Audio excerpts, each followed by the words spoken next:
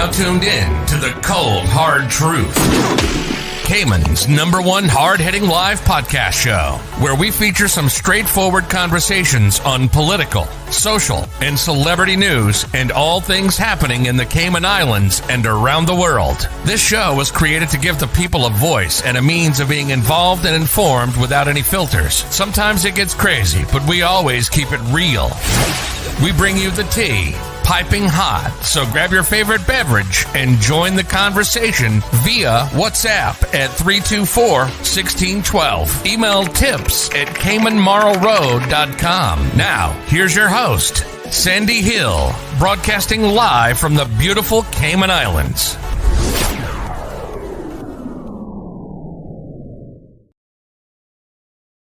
Because England lost. Yeah, well. Yeah. I'm just really happy because that's my team. Okay, so besides that, watched a little bit of that over, and then I went and saw Boss Baby. I saw, yeah. Was it good? It was. So we did. That was the other kid's birthday party we had was at the movie theater, which was such a good idea, I thought. So we did another kid's birthday party, and we sat in one of the VIP things and watched a movie. The kids mostly sat through it all until the last 15 minutes because it was like mostly like, I would say 6 and under around there. And then they just went wild and started running up and down and just running around the whole theater. Morning, Sandy. Great. How are you? Morning. She's not there yet. Oh, no. We saw Black Widow. Hey, how you doing? Yeah, Black Widow was awesome. Yeah, I bet it's going to be really good. It's like smashing box office. Well, I mean, it's not really hard to smash box office right now when there's been nothing for so long. We haven't taken Miles to the movies. That was the first time I ever took anyone. And actually, the kids, Boss Baby was actually good for adults too. It was cute. So, have you taken? How old is your daughter? Same age as Ethan. She is going to be 5. Have you taken her to the theater yet? Yes. And how did it go? Her a couple times. It was pretty good. At first, she would just like fall asleep. She was kind of bored. Okay. So she couldn't stay awake during the whole movie. Mm-hmm. But yeah, she's at that age now where she can pretty much watch a full movie without. You've got to understand, Sandy has a girl. Yeah, we have boys. That's true. Yes, and she has a sweet little girl. Let's do your official open here, Sandy. Big news. I have some important news for you. Interesting news. It's Blake and Aaron's Spilling the Tea with Sandy. Cayman's top news headlines of the day from CMR. I'm going to guess you're going to talk about another shooting from the weekend. Oh my God. Seriously? I mean, but shots fired. It's getting kind of crazy now. It is crazy. But of course, everybody's on pins and needles about, when is there going to be another incident? I saw that CCTV video you put up on CMR. That gave me... Yeah, you sent that to me. Did you see that? The one where the you could hear gun. The shots. That was legit. Like... That was crazy. Yeah. How many people were in the bar at the moment? I have no idea. I don't know, but something like 5 or 6 people got injured, so it's not cool.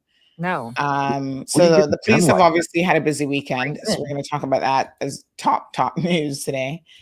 I remember when Aaron and I both first arrived on the island. Yeah, I was going to say that. It was in 2010-ish, somewhere around there. It was around October 2010. And there was there were some gang rivalries happening, and there was a lot of back and forth. It was one a day when I moved here. I was like, where did I move? I think it ended up being like 11 people shot or something. Yeah. And it was just retaliations. And so depressing. Right. And it was like, what is going on? So pretty much, I think that's what's happening again. Okay. Yeah. Well, and everyone would say, but if you just move here during this, it's like, no, this is not actually really normal. And but saying, how is it not normal? Yeah. So. You know what is crazy? I moved back in 96, the fall of 96. And if you had those first couple of years, like the first 4 or 5 years, if you had like one murder for the year, it was a big deal. It was like, whoa, my God, somebody got murdered. And now it's kind of like, it's still a big deal. Couple for the year. Yeah, but now it's you hear about it, in other places in the world, not in Cayman. Yeah. So because you're like, we got it here, and I think the time for denial is definitely over in terms of we got some serious social issues that we need to address. So we're going to be talking about it throughout the week. We're hoping to put together an interview panel on a guest panel on Wednesday to kind of talk about what are some of the solutions and what are some of the things that we can do. Many years ago, you guys would not know this. You came in 2010. So this would have been before you came. I actually had a show on KISS. It was 104. So it was 104.1. I had a show in the evenings called Straight Talk. Yeah. And we actually interviewed, as part of that show, a gang member at that time. So we were able to get him in, and he kind of had to like disguise his voice and whatever. So one of the things that I'm looking for Wednesday's show, hopefully, if we can do it on Wednesday, is to get someone who obviously isn't involved in this direct situation, but someone who's maybe, familiar with gangs, someone who's been in jail, who kind of knows the lay of the land, because I think it's important that those people are also part of the conversation. Like, I can't pretend to be in the head of a wannabe gangster in Cayman if I've never even lived that life. No. I can understand certain elements of it, being a Caymanian and kind of making certain observations and seeing a lot of dysfunctionalities and a lot of families, but I really can't speak to it. So I feel like sometimes you need to reach out to the people who are in the best position to, give an opinion, which are the people who are involved. Like, what is this really all about? Like, what is worth you not caring about your life and the life of your friends and everybody else? Yeah. So, we'll see if we can make it happen. So I'm putting feelers out there right now. What are the I would hope maybe they're listening to our show. Yeah. I don't know. The call has been put out there. They'll hear about it. Hey, what are the rules for quarantining in a house? Because I came home yesterday and I knew that somebody had bought a house next to us, and there was, but I haven't seen them. We haven't seen them move in for months. It's been a couple of months, I think. Okay. So I'm rolling by on the street, and there's some random guy I've never seen, and it's a gated community, so we know there's only 25 houses in there right now because it's a new development, so everybody. So didn't recognize this guy, and he was just kind of standing around. He was looking at me, looking up at the tree, kind of walking around, and I was like, "Who's this rando in our development? Just kind of standing in the front yard there, right on the street. There's no fence, nothing." So then I backed up in my driveway, and then I saw another neighbor who was with his wife and walking this. They had a stroller. They had gone for a walk. Come back.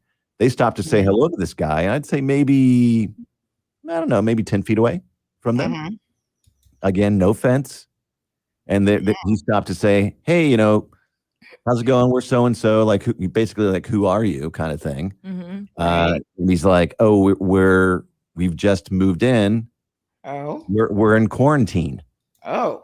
And so I was like, "Huh? I think you can be in your front yard." Can you? Was he on the street? Well, I don't think you're supposed to be interacting with anyone, though. Anyone who is not in quarantine with you. Yeah, I mean, was he wearing a mask outside? He did say. No, but was he wearing a mask? No, he was not wearing a mask. Okay, I think that you're supposed to wear a mask if you're around other people. I think you're supposed to wear, because I dropped to a friend that was in quarantine. I stayed far away, but I went. They opened up the garage. I went and I put stuff down at the very end. They had masks on, good distance. But he was gonna walk up and shake his hand, and then he did. Oh my God! He flashed his bracelet and said, "I'm in quarantine," and so then. Oh my goodness! Are you kidding me? You're supposed to wear masks outside.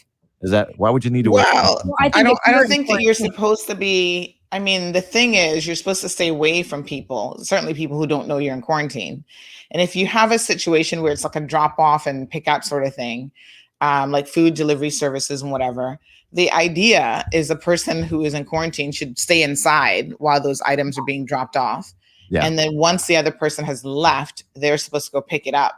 And it's never supposed to be the other way around. So that persons in quarantine aren't supposed to be leaving stuff outside for people to pick up. I think a lot of people have missed that really critical point. No, you're only allowed for them. So obviously the guy was outside getting some fresh air. And so I'm just wondering if that's... You can't be like walking around your perimeter. You need to be like, I thought you were meant to be like... Well, there was a front porch. So I mean... Was he on the porch? No, he was not on the porch. He was in the yard near the street. Okay. Well, I think if you're in your own yard, but I do think that I think the nice thing to do if you're in quarantine, especially next to people, you should be wearing maybe a mask outside, just so that people know a little bit, like maybe know what to expect. Not like, I don't know, maybe they don't know. I just know that when I dropped it off, it was like, because they had to open up the garage, they were in the door way far away, and they had to open it up and then close it. So I said, "Hi, nice to see you." Bye. It wasn't even anything. But I suppose, when things open up, we're going to end up having potentially somebody around that's going to have coronavirus, and we're all vaccinated. Well, and some people, so I have another friend who just came back, and she only had to quarantine for 6 days because she's vaccinated, and so got released on the 6th day. That's awesome. Which is nice. Sandy, anything else happen over the weekend you're talking about this morning? I mean, it was just so crazy, but yeah, we're going to sort of focus on that stuff. We want to do some regional news as well. Obviously, there was a couple big sporting events over the weekend that we must touch on a little bit. What happened? In terms of Euro 2020? I mean, you think that like the best team in the world won? Italy! Woohoo! Ooh, I hope you don't have any English friends because they're going to be beating you up today. They're really they can try, but obviously they can't win. Well, looks like they were kind of upset. Did you guys see that local video of them getting a little bit hostile, like some sporting fans? No. Where was that? Did you guys see that one? Oh my God. Yeah. Like pushing a guy down and You mean the English fans getting hostile? I can't imagine. Was it English? Did you listen? Here's an interesting. Was it at Fidel Murphy? Someone actually shared this with me. This is a little bit scary, but in the UK, it's called Project Pathway. They are a support group for victims of domestic violence. And they actually put up a message yesterday that said no one wants England to win more than women because domestic violence rates increase by 38% when England loses. That's scary. That is scary. Yeah. Oh. So I had never thought of that. But when you see, men who've been drinking and really in arms about their teams winning and they don't win, then I guess maybe they get a little bit crazy. So we're going to talk about that. We're going to talk about the Cuban protests out by the governor's office yesterday, or the governor's residence, and kind of what's going on with that. So some regional tidbits as well this morning. Right. We'll catch Sandy on this Monday morning. She kicks off her show right now on CMR. We'll see you tomorrow. Okay. Have a good day. All right, folks. That's Blake and Aaron, 106.1. Got their music show going. Good morning to everyone. We got 200 people on Facebook. We got another 46-ish people on YouTube. Let's get the show going. Let's see if we can invite the Grammars into the show this morning. Let's see if Instagram folks are going to behave. They're a special kind. Just give me 1 second. Let me see what we can do here. So good morning to everyone. How was your weekend? Trust that you guys had a beautiful weekend. So we know that last week we actually had a breach of some sort, a quarantine breach. I've been trying to get details, and the source that I've been asking has said that, the powers that be, I guess, in travel time command have said no. But we know there is a breach being investigated. And in fact, I have video footage of someone coming off of a private jet being taken off by ambulance. And we haven't been able to get any clarification on exactly what that is. So, when we can't get clarification, of course, the mind is a very powerful tool, and it begins to wander all over the place in terms of what's going on. We try to ask and we try to go through the official sources for information, but I must admit that sometimes the official sources are just a little bit difficult to deal with in terms of getting information. So when we can't get the information, well, we just put it out there, what we do have, and then people are left to speculate and wonder about what's really going on. That's kind of how it works. We're going to talk a little bit about media. Last year during COVID, we did a segment on the changing face of media, which ironically enough was an editorial that we had done, I think, back in 2019. And there's quite a bit that's actually going on in the world of media that I think you guys would be very, very interested to know. Evelyn, good morning. Somerset Grant is here. Good morning to you. Let me see if I can bring in the Grammars. Felicia, good morning, my love. How are you?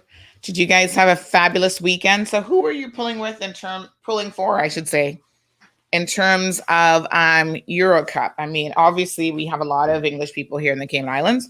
We are a UK overseas territory. So maybe a lot of locals are pulling for England. I don't know. I think a lot of the people that I know were kind of split. Like some people were pulling for the English team, and then other people were like, no, anybody but England. So lots of Italians here as well. Thinking of all the Italian people I know. Some restaurant owners, business owners, they were obviously going to be pulling for Italy. So this was quite a big deal. I'm not a football fan, by the way. Somebody kind of laughed when we put up the story in CMR. They're like, what does Sandy know about football? Well, I mean, I could watch a game if I really cared, if I really wanted to. But I'm not a huge football fan, American football or football. But something like Euro Cup, World Cup, they're obviously very big deals. Copa America is on at this particular time. This was actually a really big weekend in terms of sporting events. Like NHL, I feel like the hockey league just finished. And we had Copa America going on this weekend. We had Euro Cup going on this weekend, which was the finale. And what else was this weekend? What else has kicked off as well? Oh gosh, what's it called? There was some other sporting event this weekend. I can't remember now. But anyway, that was a very, very big sporting event. I only know these things because I do have to keep up with what's happening a little bit, even in the world of sports. Like sports isn't the big thing on my list, but there are other reasons why I need to be aware of what's going on because I have a lot of customers who are very interested in sports. So there was Wimbledon, which has been happening as well. There's the CONCACAF Gold Cup. Did you guys know that that's on? Oh Lord have mercy. There's a fire at the HSA. Are you kidding me? Ay, caramba. All right, let me see if I can bring on the Instagrammers. Patients evicted to the parking lot. Here, All right, folks. You know how we give it to you. Breaking news right here in CMR.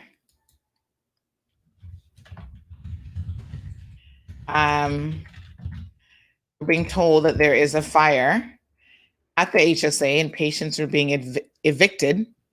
Not evicted wouldn't be the right word, but they're being what's the word I'm looking for? Not evicted. What word are we looking for? They're being evacuated to the parking lot. So I'm hearing that's in the front of the hospital. I wonder what caused that.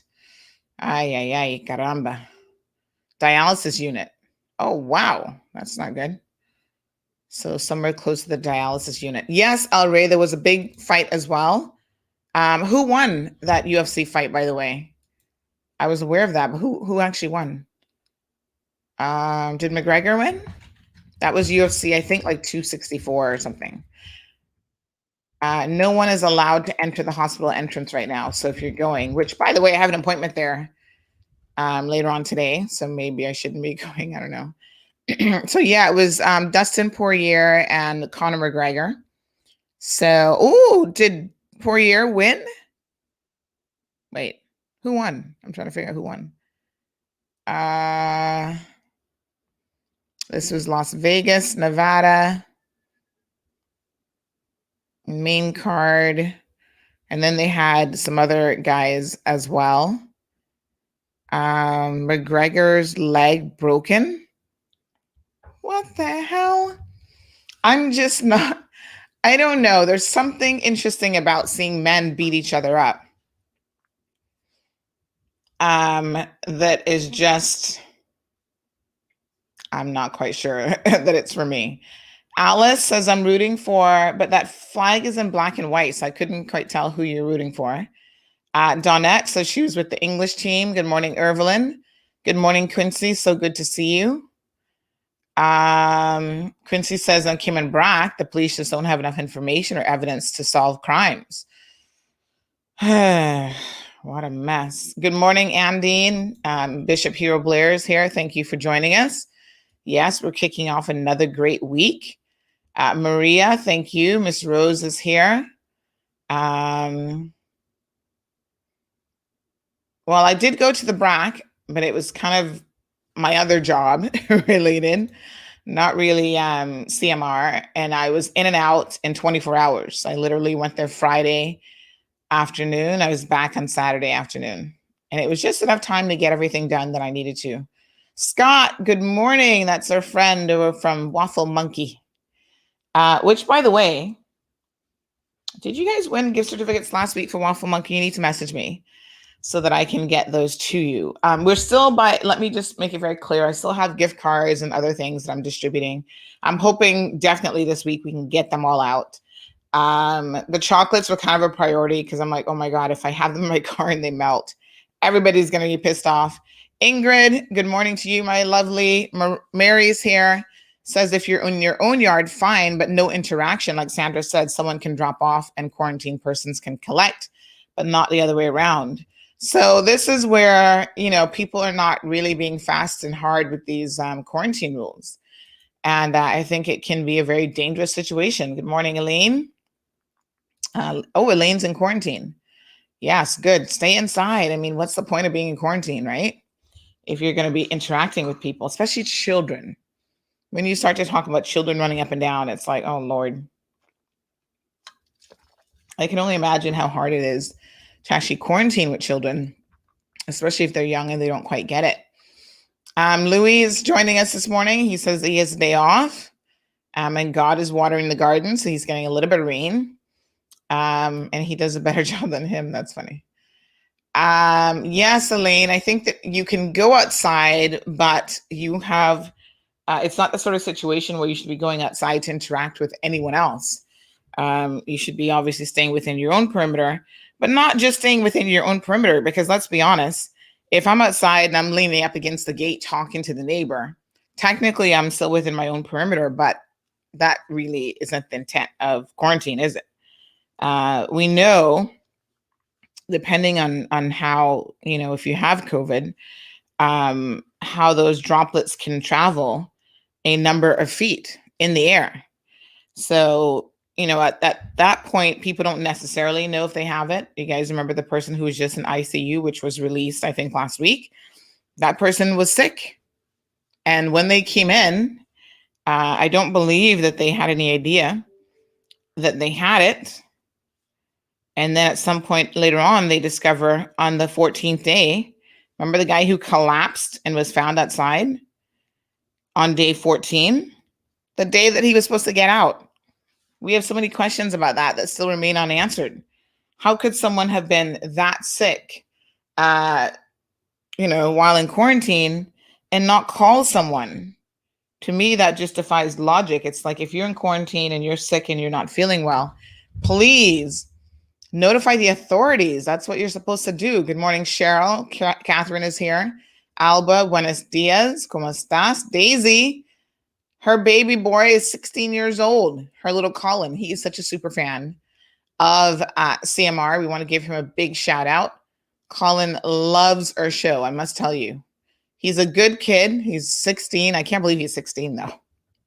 I mean, I feel like he's still 9 or 10 or something. But yes, Colin is now 16 years old, almost an adult. He's getting there, Daisy. And so he was celebrating his birthday over the weekend. So we want to do some birthday shout outs to Colin. He's a very, very nice young man. And he's always so excited to see CMR. Every time we see him, he's like, oh my God, I love you, Marl Road. The first time I met him, it was just really funny. Let's say good morning to some people on Instagram. We've got Annie. I guess that's Annie H. We've got Nick, that guy. Devonia is here. Is that Kathan? Sometimes Instagram comes up like it's in cursive, and it's kind of hard to read. Jack is here. Someone named, I don't know what the heck that name is. Brand Chaser. Rohan, Alexandra DaCosta, good morning. Sam is here. Shay, Chris, Brandon, Daisy. Half man, half amazing. Aquaman 345. Okay. Don't know where y'all get these names from. Shauna Baran or Barone. Can't tell if that's an O or an A. Jay, Janilda, Douglas. Thank you for just having regular names like Douglas. Caradine, thank you. Sasha, we love regular names. Look, Mario's here. Cherish. Is that it's Naya? It's Naya. Bianca. I love the name Bianca. Simple. Ari. Oh, Lord. When you think about naming your kids, do you not think something simpler is better in life? Like a Jackie. Good morning, Jackie. Even Vernita. It's nice and easy to pronounce. Cecil, good morning to you. Ms. Mourner's here. Anne-Marie Marshall joining us from North Carolina. Alice. Jasara, Celine, Carson, David. Diamond Princess Sapphire. Now, that's not her real name, but I still love it. Olivia, thank you guys so much for joining us. So, yeah, there was the McGregor fight. Somebody else on WhatsApp said that McGregor broke his foot and the doctor stopped it, so he lost. Damn. And even if he lost, how much money do you think he got paid? These guys, it's just crazy. He broke his foot, but probably still got millions of dollars in his mind to make it worth it.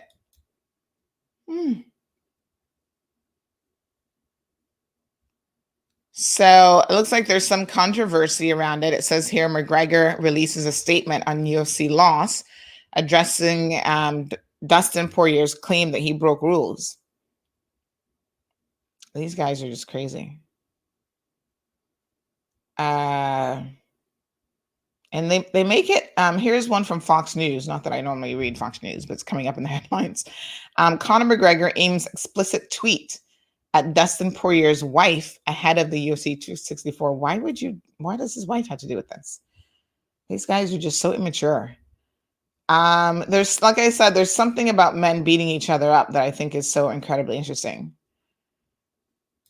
And, you know, most of them are not really the smartest guys, and I guess they use what they have in order to make some money. And I got to admit that McGregor is in good shape. He looks pretty ripped. But, you know, it's only going to last for so long, and I want to know what his plan B is, honey child, because oh,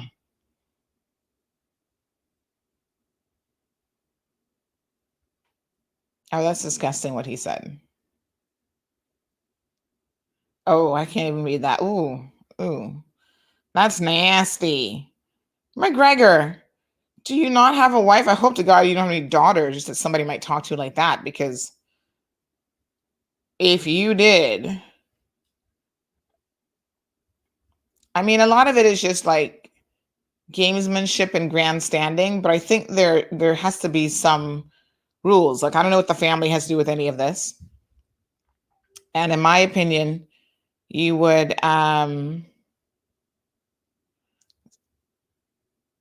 stay out of it. But anyway, so yeah, McGregor looks like he broke either his leg or his foot. I'm not exactly sure which one. So he's expected to undergo surgery for his leg injury soon, though there's no timetable for his return yet. Didn't he retire like once or twice already? Oh, anyway, I can't even. Brandon, good morning. McGregor got wobbly, says Brandon. Lord, Jonathan, morning to you. At the first round, really? Wow. Damn. Jess, good morning. Johan, a huge football fan, says, come on, England. I don't think he's an English fan when it comes to football. Probably not at all. But Mary, good morning. She's happy that Dustin beat McGregor, who's a very disrespectful individual. Yeah, I just saw that tweet. And I'm like, wow. Alice is pulling for England. So let's take a look at how the English were celebrating, y'all, because they were not on their best behavior. In fact, they were so ill.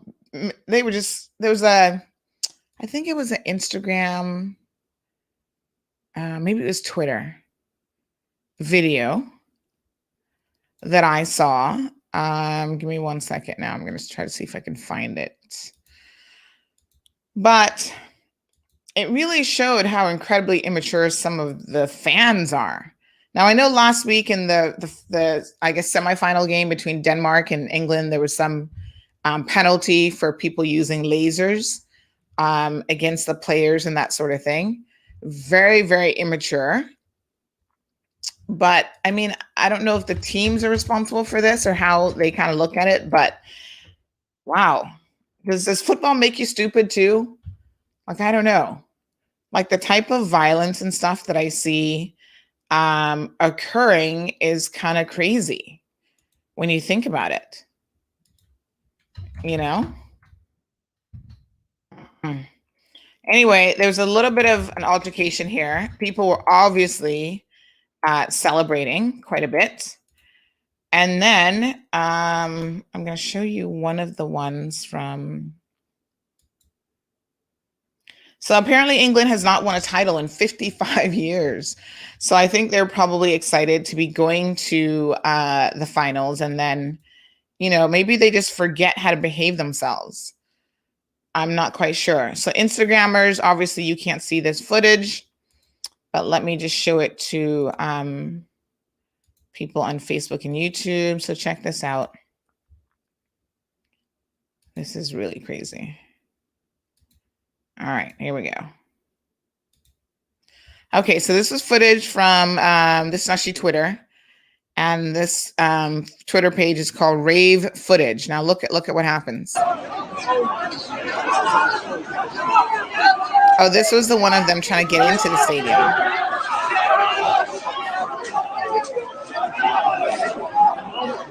Just a mob.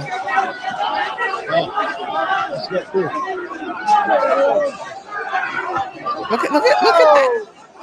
This guy just like tripped up that guy. Did you guys see that?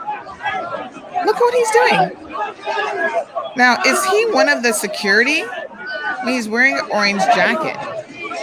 And he's purposely kicking people down, like tripping people. What the heck? These people are crazy.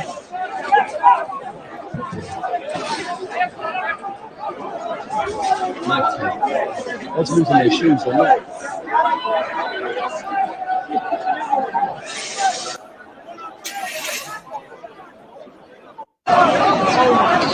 So some of the fans actually broke into the stadium beforehand, ones that didn't have tickets. There's other footage that I was watching. I don't know if it was this one. I'm going to see if I can find it, where I don't know exactly if it was after the match, but they were just like beating random people up. One little guy, poor kid, I felt sorry for him. I'm like, oh my God. Like they were, I couldn't understand what they were even doing or why they were doing it. You know, just randomly beating people up. It wasn't cool. Just like they were angry. I was like, what the heck? Wow. A little bit crazy, to be honest. And trying to see if I can find that one. It's just really, you know, for me, you know, you enjoy your sport. If your team loses, you just suck it up. I mean, what's the big deal? You know, the irony of it is these players, they always get a huge payday, win, lose, or draw. I guess maybe the payday is certainly bigger if they actually do win and they get bragging rights. But It's not worth people getting injured and people getting hurt. To me, that's just so incredibly stupid. So I can't remember where that video is, but let's just assume that they were acting like animals. Let me show you the local one that was sent to us as well. Drama on a God Holy Sunday in the Cayman Islands. Wow. Look at that guy. He fell down. Like, what the hell?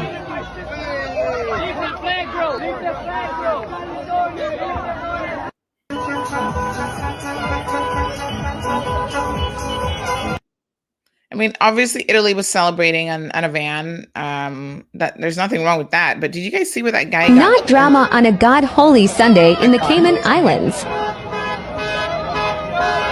Look at this guy pulling these people. Wow. Look at this. Do you see that? He was pulling the flag, just for the benefit of our Instagrammers who can't see any of it. He was actually pulling the flag, like the car was driving by. I guess that's the Italian flag, or their color green or whatever. And he's trying to pull the flag out of a car, right? And someone comes and like body slams him right in the middle of the street. Oh, thank God there were no Caribbean people in that fiasco. Apparently Caymanians didn't have time to watch football. Some of y'all were out there gangbanging, which we're going to talk about here in a second. But yeah, super crazy.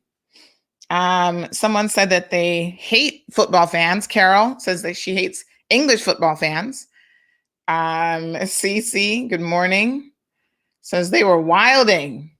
By the way, Cece, someone's asking when you're going to do your next Makeup and Mayhem show, because people really enjoy watching you for your after hours show. Just yesterday, one guy was like, oh, he takes out the popcorn every time Cece comes on because she's hilarious. Dominique says, Italy all day, European champions. Good morning, Anne. She says there's so many thugs in the football crowd as well. I guess the thugs come out all over the place, apparently.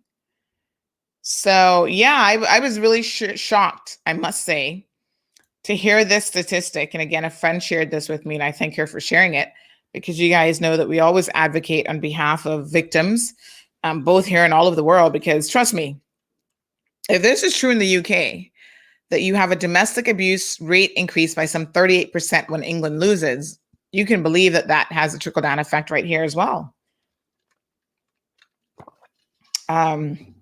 Reminds me of the lawyer who was arrested and charged in South Beach with assaulting his wife. And not only was he able to make that case disappear completely, the records are sealed. And now he's a partner in another law firm. Boy, I tell you, that's the difference with some people. They know how to work the system to their benefit. So again, this Pathway Project says, show violence the red card. No one wants England to win more than women, because domestic violent rates increase by 38% when England loses. And we can see some of the hooligans right there expressing themselves. So Al Ray, thank you for that. Miss Darlene joining us in the UK says it was disgraceful and disrespectful how some of these English fans behaved from the beginning. They were crazy. This football team is said to unite the country. Now look at this. Evelyn says hooligans, they have no behavior. So Sue, it's interesting. And obviously some people here are British and they're making these comments. Sue is obviously originally from the UK. She says British supporters, damn hooligans all over, bad losers, absolute disgrace. Proud to be British. But OMG, disgusting, disgraceful. Always the same with English football fans, says Carol, who's also from the UK. It's such a shame because it spoils the event for everyone. You know, everyone's looking at it like, what? Really? Elaine talks about racist attacks of Black players after the loss was a huge issue. Also, and the team and various organizations had to put out statements not to blame the Black players who missed the penalty and asked for hate comments and videos to stop. I heard about this. I didn't watch the game, but I heard that, obviously it came down to penalty shots, right? And yeah, they're going to blame the Black people. What do you call Black people in the UK? Do you just call them Black people, or is it like how you have African Americans? Is African English? Like, what do you call them? Or you just call them Black people still? I don't know what the politically correct term is, but whatever. Y'all know who we talking about. People of our complexion. But yes, I heard that. I heard that they were actually blaming them. I thought to myself, how much credit do they give them when they win? But when they blame, it's all their fault. When they lose, it's all their fault, right? I don't know. They were attacking the Italians too. My God, what a bunch of thugs. Thuggery transcends, I feel like, a lot of different things. You can be a thug and be from anywhere. You can be a thug and be any color, creed. It doesn't really matter, because it's a mental state, unfortunately. And I suspect every country has their undesirables. We certainly have our own as well, but it's just really sad to see that an event that should be celebrated. I mean, if you get to the finals, to me, that's still something to celebrate. Yeah, you lost. Okay. But,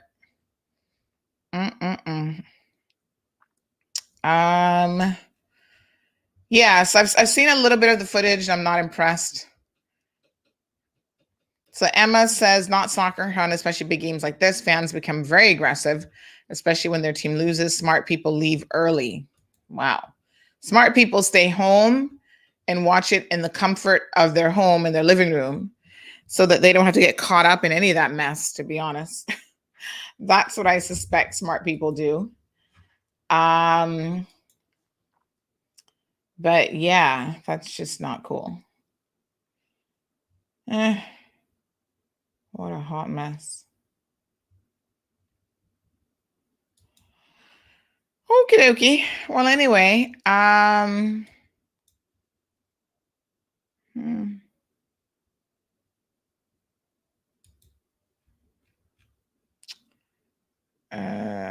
so there's a couple of things happening in financial services, but let's talk about the weekend.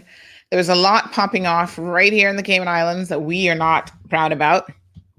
Trust me when I tell you that, I'm just disappointed to see the direction that our country is yet again going, because as someone rightfully pointed out over the weekend, this obviously isn't something new. We have had, what would you call it? An uptake in, why did the Instagram feed stop? I don't know what's going on with Instagram. Instagram is such a pain to do live, I must tell you. It really makes me feel like it's not worth it. We have seen an uptake over the years in violent crime. Like Blake and Ann was saying, back in, was it about 2010? We had this spate of gang members, tit for tat. I don't know if they're even technically part of a gang, but let's just call them gang members for simplicity. Doing a lot of tit for tat type of retaliations and so on. So what kicks it off?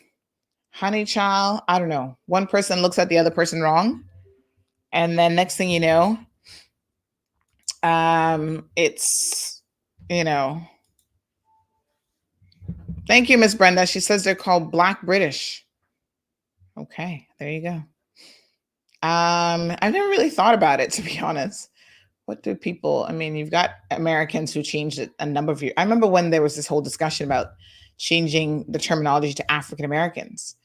And it was like a big debate. And I remember thinking, what's the big deal? But anyway, Elizabeth says they need to blame the coach. You do not put players in just to take penalties.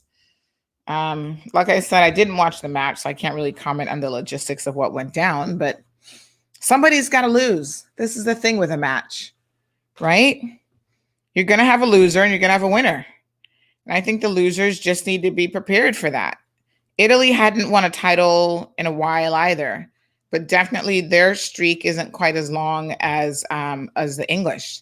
So the English, have been going on for 55 years with no major title. God help them when they finally win something. Geez, and they're going to tear the whole of the UK apart, I suspect. Anyway, Shaquille says that they should have placed the country in lockdown. I'm thinking you're talking about us and not the UK. So let's talk about it.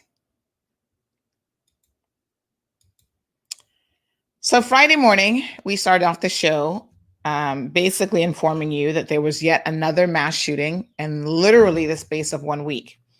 And we immediately called for an emergency press briefing. The police, in my opinion, need to speak to the people of this country, and they haven't done so as yet. Well, they've done so with press releases. And I don't know what's wrong with people. I think people just don't get it.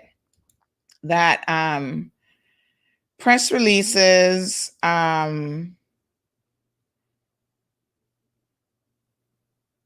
not quite as helpful as you would think.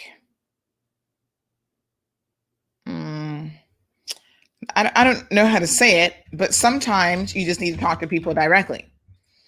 And we get that the way in which you talk to people is either you sit down and you have a face-to-face conversation, or in this day and age, you actually have a conversation in this sort of format. This is as close to face-to-face as we can possibly get, right? That's required. Politicians need to do it. The police need to do it. And when something major happens, there is an expectation that that is a level of interaction that we will receive from the authorities. And we don't always get it. I don't know what it is. Is it an English thing? This is where I'm now wondering, because we tend to have a lot of our police leadership, from the UK. And I don't pay much attention, I must admit, to how the UK handles crime situations. The US, you guys know I spent 15 years of my life in the US. A lot of my formative years were actually there because I left when I just turned 9 years old. My birthday's in August and I left in September. And I didn't come back until I had finished my first university degree at USF. So I feel like a lot of my context is still, although I've been back and came out longer now than I lived in the US, I do feel like a lot of things, my world perspective, my world view does come a little bit with an American gloss over it, right? So anytime something major happens, the first thing the American authorities do is they get in front of the people.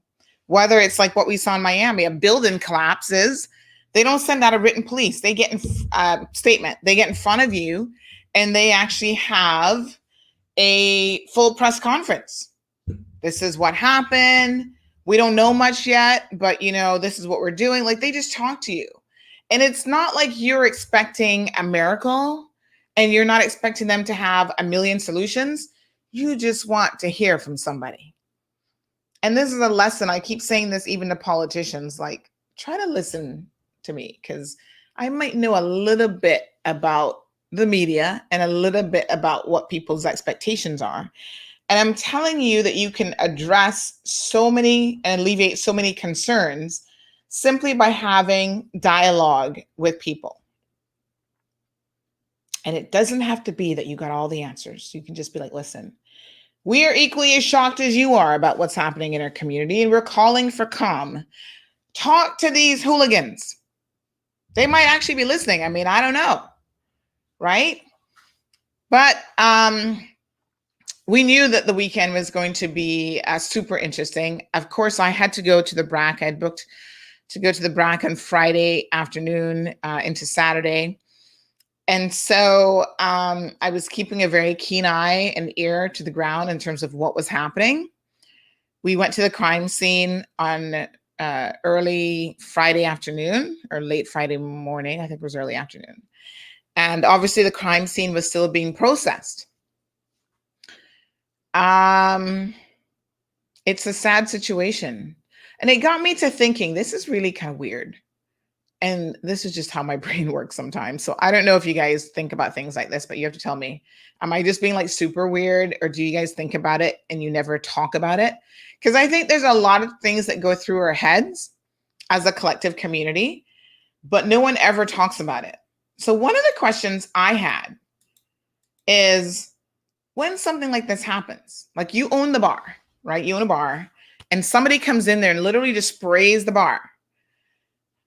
Is this a situation where you then, how do you clean this up? This is what I'm wondering. How does this work? Like, how do you clean up a bar after someone has died in your establishment? Do you, I don't know. I mean, there's a physical cleanup process. I know in the US, they actually have professional companies that come out to crime scene locations, especially where there's been a murder, and they do a very thorough cleaning of the facility. Do we have anything like that here? Or do you just, like the cleaners at the bar, you leave it up to them? Like, I can't even imagine working in that establishment and my boss saying to me, oh, you're responsible for cleaning up all this blood and all this other stuff after the police have processed the scene. I'd be horrified. I'd be like, what? I didn't sign up for this. Send me back to the Dominican Republic or Honduras or whatever Spanish country I just came from. See, Renita, this is what I know happens in other countries, but I don't think that happens in Cayman. Have you guys ever heard of a professional crime scene cleaner? Do they even call in professional cleaners? Is that even required? It's just really weird to me. I just was thinking, how does this even work? But as you guys know, there was a lot of footage of the young men who were shot on the ground. So one man obviously lost his life. Very, very sad. Our condolences to the McLean family. And there he was, unfortunately, on the ground. And of course, people sent that video around. That video went around this island. We did not share it. I thought it was too graphic. And it was close up as well. So sometimes we share a video, like we shared the one of the other shooting off of Martin Drive, because that one wasn't close up and we actually blurred out the faces of people in the video, including the people who were in the ground. This one was just too much. Like that one, you couldn't really see. It was far enough where you could just kind of glance over it. This one was a bit too much. Like it was just absolutely horrifying, to be quite honest. Now, I'm not the most squirmish person in the world, so I'll admit to watching these videos all the time. When people send them, I do watch them. And sometimes you try to quickly erase it from your memory in terms of what you've just seen. But, his wife was there, obviously very, very upset and screaming and stuff like that, saying he can't be dead. And unfortunately, he was. I think he was pretty much dead the second he hit the ground, or beforehand even. So really, really quite unfortunate.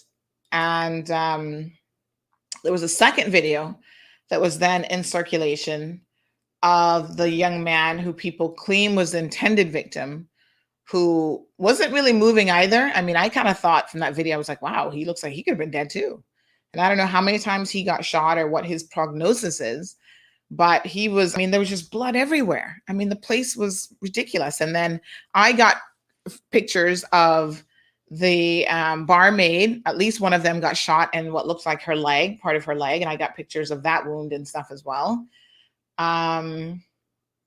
It's just crazy. So I got to thinking, who the heck cleans all of this up? Like, was the bar open for business again this weekend? I don't know. I don't go to these places, but did they just mop it up and be like, okay, we're reopening our doors, or are they going to stay closed for a little while? When someone has died in your place of business, do they have like a ceremony or something? Do you like bless that place to kind of release the spirits and the violence? And I mean, do you do any of that stuff? Like, I don't know. I'm just asking. My brain is entirely curious as to how this works. I guess it's left up to the owners of the establishment in terms of what they want to do. I don't think there's any rules or anything here that you have to follow. Marshall says that he got the video all the way in North Carolina. It went around like wildfire. And I do think it is unfortunate because I'm sure some family members would have seen it as well.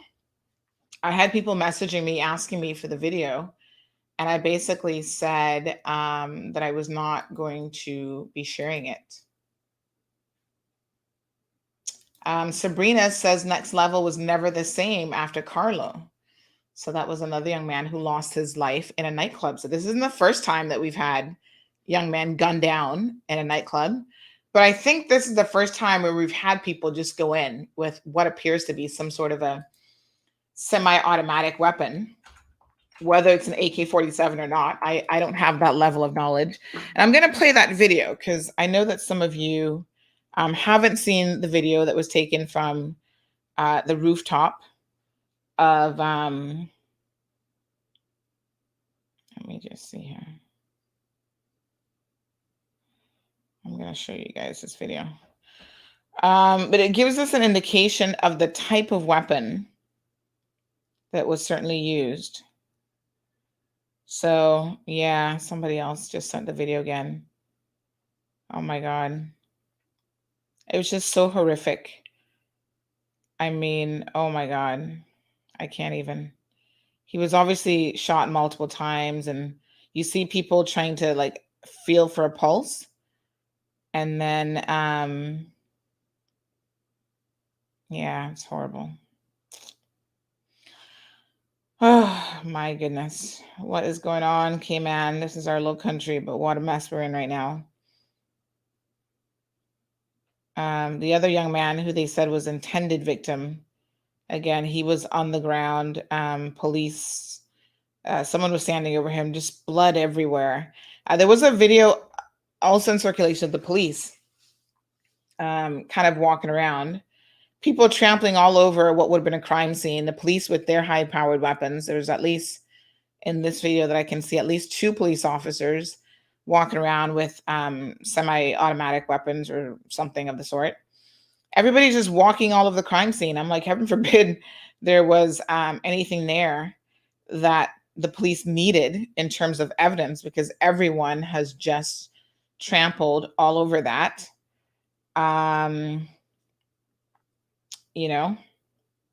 With no concern for the investigation. There were bullet casings. I think there's a photo of bullet casings on the inside, outside of the establishment. And, the crime scene team has to go in there and then try to piece together what happened. Now, CCTV footage is clearly an incredibly useful tool. El Rey says there's no such thing as spirits, so there's no spirits to release. I don't know, El Rey. I mean, I kind of believe that when you've had a tragic situation happen, there's energy. You can call it whatever you want, but I do think that there's some sort of energy that is connected now to that place. And I think that energy, that negative energy, will stay there unless something is done. Like, I don't know how to explain it, but have you ever walked into a place and felt the energy shift in a location? Now, I know a lot of you, everybody has their own viewpoints on different things. Some people do not believe in any sorts of spirits or energy. Energy might be an alternative word to use. Some people don't believe in a God, and that's certainly your prerogative. Some people don't believe in good and evil. They just think whatever. And I know that I have been in places where I can feel a shift in the energy. Like there's like zones of, negativity, like actually energy in the space. Like, I don't know how to explain it. El Rey is having a good laugh at me. He's like, "You're crazy, woman." If you've ever experienced it, then you know what I'm talking about. If you haven't, then you don't know what I'm talking about. But even as a very young child, I had a sense of just having energy like around me. Like I was very, you guys know Somebody just said, are you subtly advertising for an Obia man? Or no? What does this person say? Are you subtly advertising for an Obia man or exorcist to go to Vic's bar? Yes, the bar needs some prayer. Hallelujah. No, that's not what I'm saying. But what I'm saying is, I don't know, boy. I mean, I'm just saying maybe prayer wouldn't be a bad thing for all of us right now. Honey child, I don't know what to say, but it's listen, I've had things happen in my life that the only way to explain it is maybe some people just have a sixth sense about things. Like legit, there are times when something will just come to me and it turns out to happen 1,000%. Like I have had dreams that I just follow that dream. And don't listen, y'all talking about goat mouth. You can believe in it if you want to, but don't ever make me say something like just in the spur of the moment. Not being bad-minded, because sometimes we're bad-minded and we're like, oh, the compass is going to shut down in 6 months. Like that would just be, well, maybe that's me having some insider information. But anyway, maybe that's just me being bad-minded and a little bit petty and whatever, right? Giving somebody a read, as these young people say. But then there are times when, and it happens very organically, I don't necessarily think about it. It just comes out. And when that happens, I assure you, you should be very concerned and very worried about what just came out of my mouth, because I don't even want to say. Once I actually said to somebody called me one morning.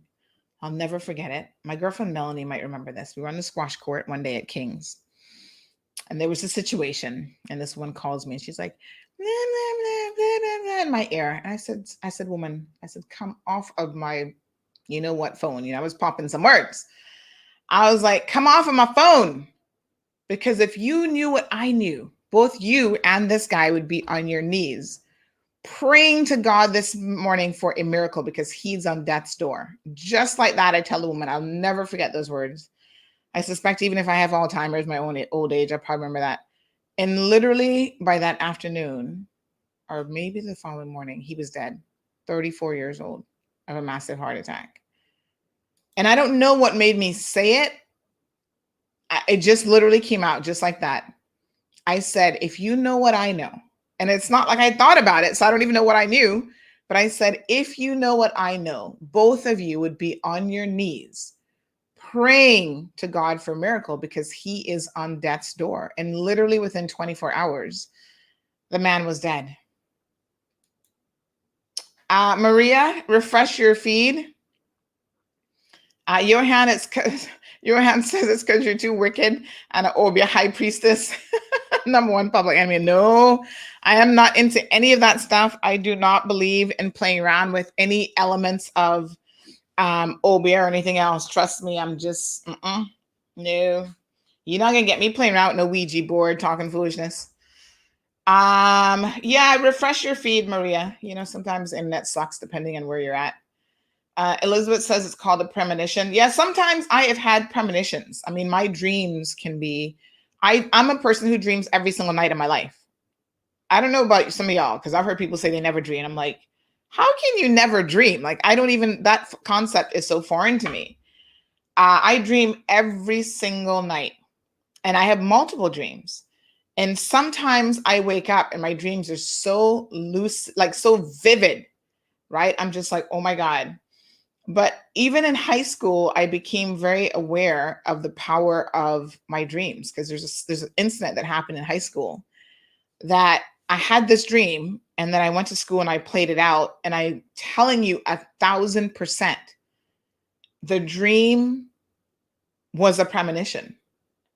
And I wasn't even paying attention to it, but I told my girlfriend about it in Spanish class. So I had Spanish class in the morning. I'm going to tell you guys this, and then we're going to get back to the situation. So I had this dream. I had lost my, so I was in high school. I went to high school in Tampa, as you guys know. And I went to this high school called Chamberlain High School. We were the Chiefs. And so I lost my lock on my locker. So my girlfriend, Cecilia, and I, She was originally from, she had moved, her and her family had moved from, where did they move from? I want to say like Venezuela or somewhere there. Colombia, maybe. I don't know. But they'd moved from somewhere. And so we had Spanish class together. I don't even know why she was in Spanish class, because obviously she's spoke fluent Spanish. I think that was just an easy class for her. She went on to do dentistry in the army, or one of the armed forces. But anyway, so Cecilia, oh God, what was her last name? It was something like Cecilia Garin or Gorun or something. But anyway, we had Spanish class together first thing in the morning. And then we had, later on in the day, we had physical education. So her and I would play tennis all the time or whatever. So I had lost the lock to my locker, and it had been missing for like weeks. Like I just couldn't find it. And normally what would happen as kids is, if you lost your lock and somebody found it, there was like a gate at the front of the girls' locker room. People would just like stick it on there and lock it, so that then you could check your code and see if one of those was yours. So I hadn't been able to find mine. And I went in one day after having this very vivid dream in the morning, and I was telling Cecilia about the dream. So in Spanish class, one day a week, I think it was a Thursday, we could only speak in Spanish. So even if we were just conversing with our friends, they were like, nope, you have to speak in Spanish. You can't speak in anything else. English, obviously, for me. So I was like trying to break it down in Spanish, telling her about what is dream, sueño. And I was like trying to explain to her in Spanish what happened. So anyway, after Spanish class, I told her fully in English what this dream was, right?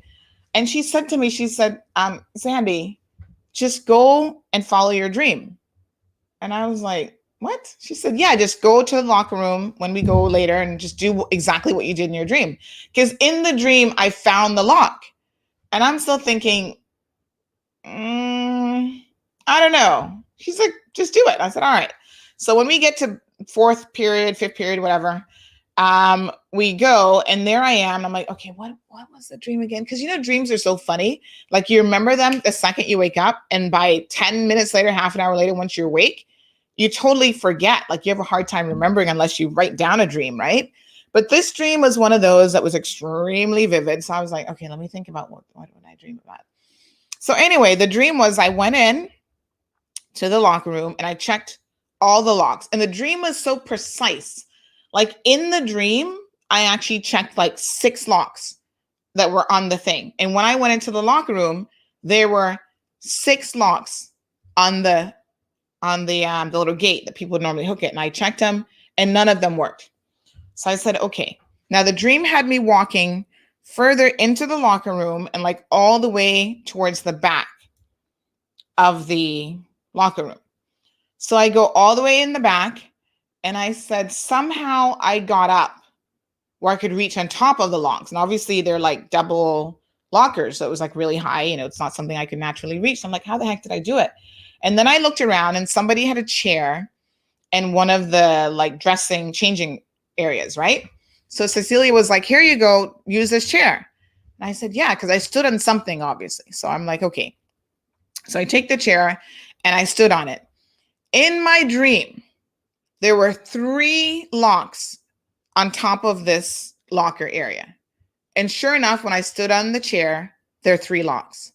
Now, as I'm doing this is where it kind of gets like, I'm a little bit like, okay, this is weird, right? Because it's one thing to say, oh yeah, I checked all the locks. I mean, that's what you would do. That to me, that's common sense. That's nothing earth-shattering. But how in my dream, I knew that I would stand up on something, because I couldn't quite remember in the dream what I stood up on.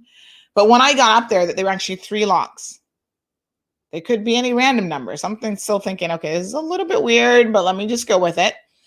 And so in the dream, I tried all of them, and the last one was mine. So I'm like, okay, well, I know this isn't really going to happen. So I start trying them. I put in my code, and the last lock that I got to, and I pull my code, I open it, and it clicked open. I almost fell off of the stool. And my girlfriend, Cece, was like literally, she just looked at me. She's like, this is really weird. And I'm like, yes, it is really weird. And then you guys know I talk about my Aunt Lottie, pearls of wisdom. I had a connection to my aunt, although she was my maternal figure because like I said, went and lived with her. She was a very, very strict, no nonsense person. I mean, this woman would look at you and scare you half to death, right? And she had some very strict rules, like no eating in your bedroom. You get up in the morning, you fix your bed, it was like a military camp living with her. Like she was way too strict. But probably I needed it, coming from an environment that came out that was a little bit too loose. She felt the need to put me under some strict orders. And so I would sometimes break her rules. Go figure. Woo, I was a rebel a little bit. Not like a really bad kid, but I would eat in my room all the time, like chocolate. My thing was chocolate. Oh my God, I love Snickers bars. So I would sneak it in my room, and then I would have to hide it in places so that she wouldn't find it. So sometimes I'd hide it in the drawer underneath, I'd hide the wrapping, in the underwear drawer, in your sock drawer, under the sock or whatever, under the pillow. It was just the most random places I would hide stuff. I tell no word of lie. Every single time my aunt discovered a hidden piece of chocolate, I knew the exact moment. Sometimes I got away with it. But anytime she would find it, legit, there were times that I'd be in church and I knew it. I'm like, shit, she just found it. I don't know how I knew, but I was like, oh, when I get home, I'm going to be in so much trouble. And sure enough, when I would get home, she was waiting for me, child. What did I tell you? Here, Dana, but what? You break rules? I know. So, yes, child. And I would be like, oh, I'm going to get an ass in today. She would take out that belt and I'm like, here we go. But, I was a little bit of a tough cookie. I'm like, you can beat me, but you're not going to break me. Yes, beat me all you want. It's not going to work. And then, child, when she brought out that belt, I was like, oh, Jesus, let me cry. Let me just cry so she can stop. And I had this dog named Prince. So Prince never wanted her to beat me. Prince, oh, my little heart. I loved Prince. He was all black and he had a little white, almost like a little white heart on his chest. And Prince had gotten hit by a car once, and he was when he was a puppy. And so because of that, she used to hand feed him. So it was my job when I moved with her to feed Prince. Sometimes I hated it because I was like, this is such a waste of time. But Prince would not eat unless you sat there and held it in your hand, and he would eat from your hand. So I would sit there sometimes and put the little pebbles out for him of his little food, his dry food, and he would eat it. So Prince and I were very close. He was the family dog, but then he became really close to me once I moved there. And so Prince would prevent her from beating me, legit. If he even saw the belt come out, he was standing between me and my aunt. She had to lock him up if I was to get a proper beating, because he would not allow it. He would actually attack her. And I was like, you get her, Prince. Yes, bite her up. Secretly I was telling Prince, good dog. But yeah, I always had a little bit of a thing with her. I knew certain things when they would happen. And so there were other things that I could really point to as well. I'm trying to think. Okay, here's one with my husband. This is when my husband said to me, you have a goat mouth and just don't say anything. He's like, don't ever say anything ever again about anybody. So we were in town one day, and he was driving, and we were right on the waterfront, and a lady's walking by, and I'm telling you, it's just very random. If I think about it, I'm like, I'm going to try to put my bad mind on somebody. That's not how it works. It just comes out, right? So this woman is walking by, and I said,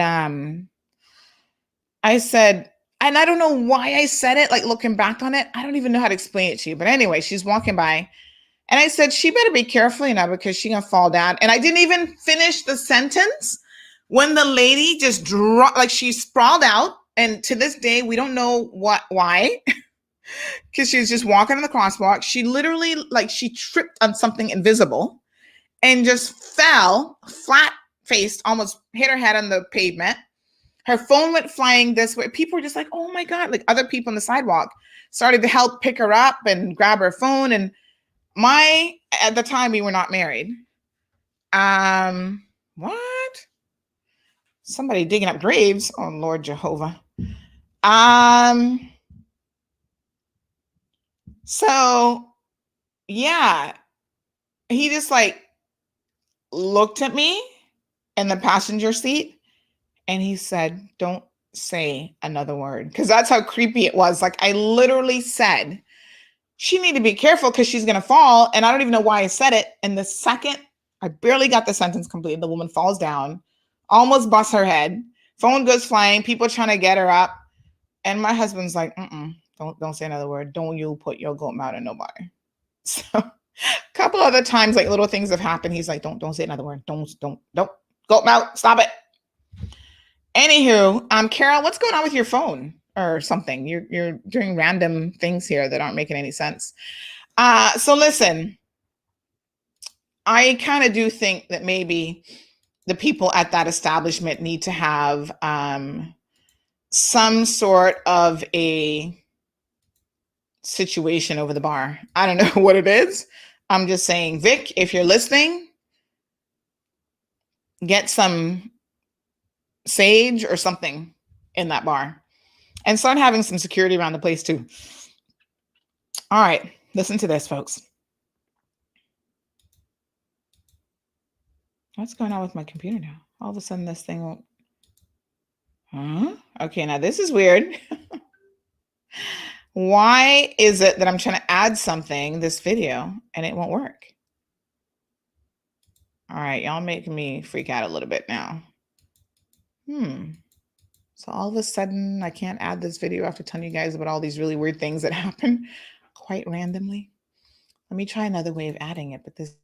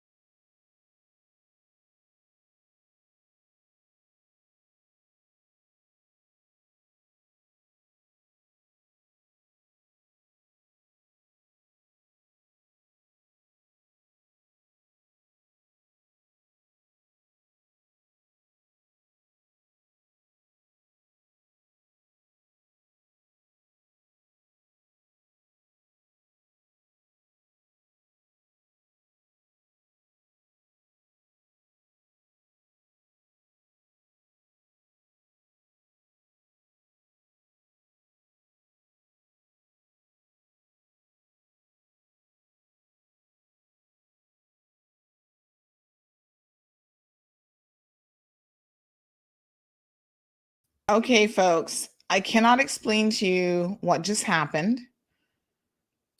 All I know is all of a sudden my feed disappeared. I wasn't able to share any of the files that I had intended to share, including the one from Vic's bar, the rooftop video. So that was just weird. I'm not going to say anything else about it. I don't know what caused it. I know Ingrid is like, what the hell? Here we are talking about weird things happening at certain establishments. And then in that conversation okay, we're done. Dana's like, somebody call Ghostbusters. On a serious note, Sandra, your stories tell me that your heart and your spirit are open to things that are on a very spiritual level. Yeah, I've always, sometimes I don't really talk about it because I think people are like, okay, that's like so weird and whatever. But I have always had a sense about certain things. And sometimes I have a sense about certain people as well. Yes, Ingrid, girl, that side eye is for real. So I, Anyway, let me just leave it right there. Let's get to this video this is what I was trying to play when all of a sudden it was like disappeared. So this is from the 9th at 1:40 in the morning. So is this the one with the audio?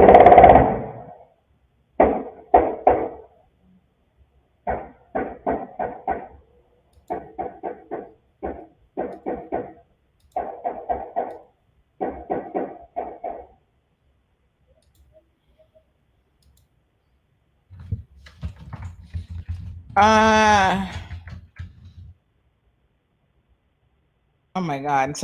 And here's the irony of this situation, right? I'm going to tell you guys something. I don't know if you heard this before the feed stopped working, but someone just sent me something on WhatsApp saying that someone is digging up graves. They said, FYI, they're building graves to relocate those by the road next to Ara. How in the world is this even okay? And the person just sent me the video of the graves and the pictures for this grave relocation project that's happening. Is that in South Sound? And so like all of that was going on as my feed like stopped. Anyway, no child, they don't need to be contacting me. No spirit needs to contact me, okay? I'm not interested. Okay, so here's what I know. So I've reached out to a few people who are experts in this sort of thing. I don't know nothing about ammunition or anything else, but this is what someone said to me. They said that it sounded like an AR-15 assault rifle with a 30 RD mag, I guess 30 round mag. Definitely a 5.56 millimeter. I've had police officers reach out from other jurisdictions, such as New York, and you know, they have said that over the years, they were actually, given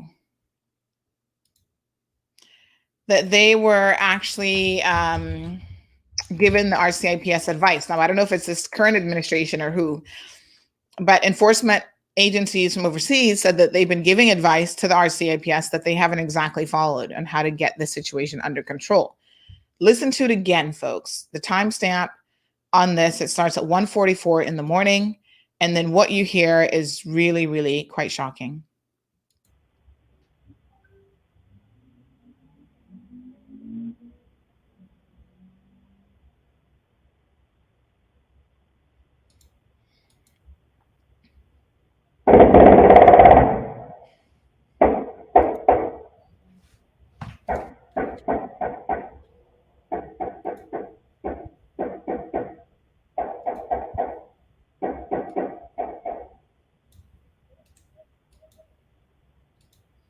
Yeah. So someone is asking, what's the difference? This is Damien, between an automatic and semi-automatic gun. This is, like I said, probably not a question for me to answer because I know nothing about this. But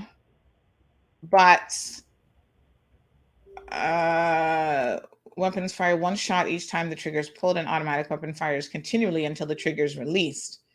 Oh, you're giving us the answer. Thank you, Damien. I had to read the rest of that. Yes, child. It sounds crazy, quite frankly, and it's just it's a stark reality of what this is. So whatever this is, whether it's an AK and an AR, I don't know, M16, whatever, folks, this is not a handgun. Okay, this isn't a Glock. This isn't just this is high-powered rifle, and the kind of rifle that can kill more than one person easily. And I'm really, really quite surprised that more than one person didn't die. You know, I am, given how reckless we understand that this happened, how someone just walks in and starts spraying the whole place. I think other people are very fortunate. Where are these high powered rifles coming from? So on Friday, we were talking about the fact that there is a trade that we all know about coming from Jamaica in particular. No, they're not the only location. Some of these guys have tried to bring in guns from the US. They were caught and spent some time in the US jail. Has one or two of them been successful with it? Maybe.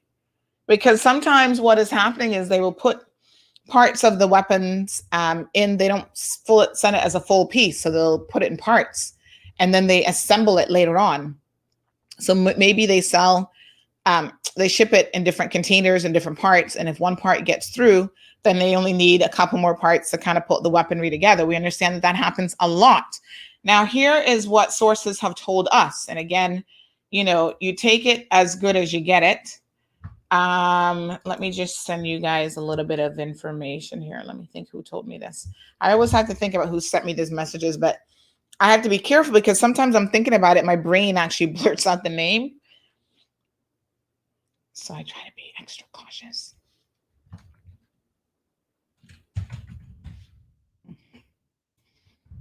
So the deal is these boats are coming in back and forth from Jamaica, and they're actually charging people to get on the boat in either direction. So people want to come in, they can pay. If they want to leave, they can likewise pay as well. And on the boats are not just the ganja that so many of you are familiar with, but also there are high-powered rifles and other types of rifles and ammunition and so on that are being imported into the Cayman Islands as well. So evidently, you can pay a price upward of $3,000, $5,000 to get on the boat to be able to come in or to leave this jurisdiction illegally.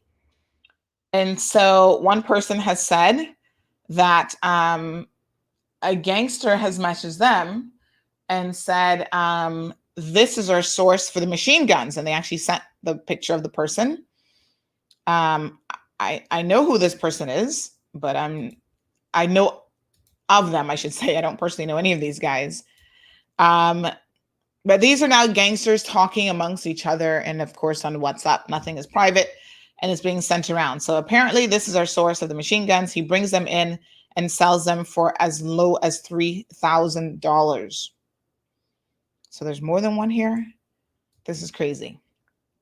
So in any event, this is what is being shared. And apparently you can get on these boats that will take you back and forth as well for a price. It's a regular trade is what we've been told. I don't know how many of these weapons are here. And when they're here, I guess people kind of know who has one. And I even understand that there's a sharing of weaponry. So if you're part of the same group of friends or gangs or whatever we want to call these guys, let's call them gangs. I mean, that's what they are, right? You can get access to a shared gun. So it is my understanding that over the years that some people have actually lost their life because they didn't put the gun back where it's supposed to go. So if we agree that the gun is supposed to be under the guinea tree in this certain area, and you don't put it back under the guinea tree after you use it, then you're going to have a problem. So we get a lot of information. We don't always share it with you, the public. Sometimes we just pass it on to the authorities because God knows they need it more than us to try and get these criminals off the street. But people are talking. So Darlene wants to know about all the CCTV footage the government spent putting all over commercial buildings and on the main roads. I don't know. Louis says continuous fire once the trigger is pulled. Thank you, Damien and Louis, for confirming exactly what a automatic weapon is.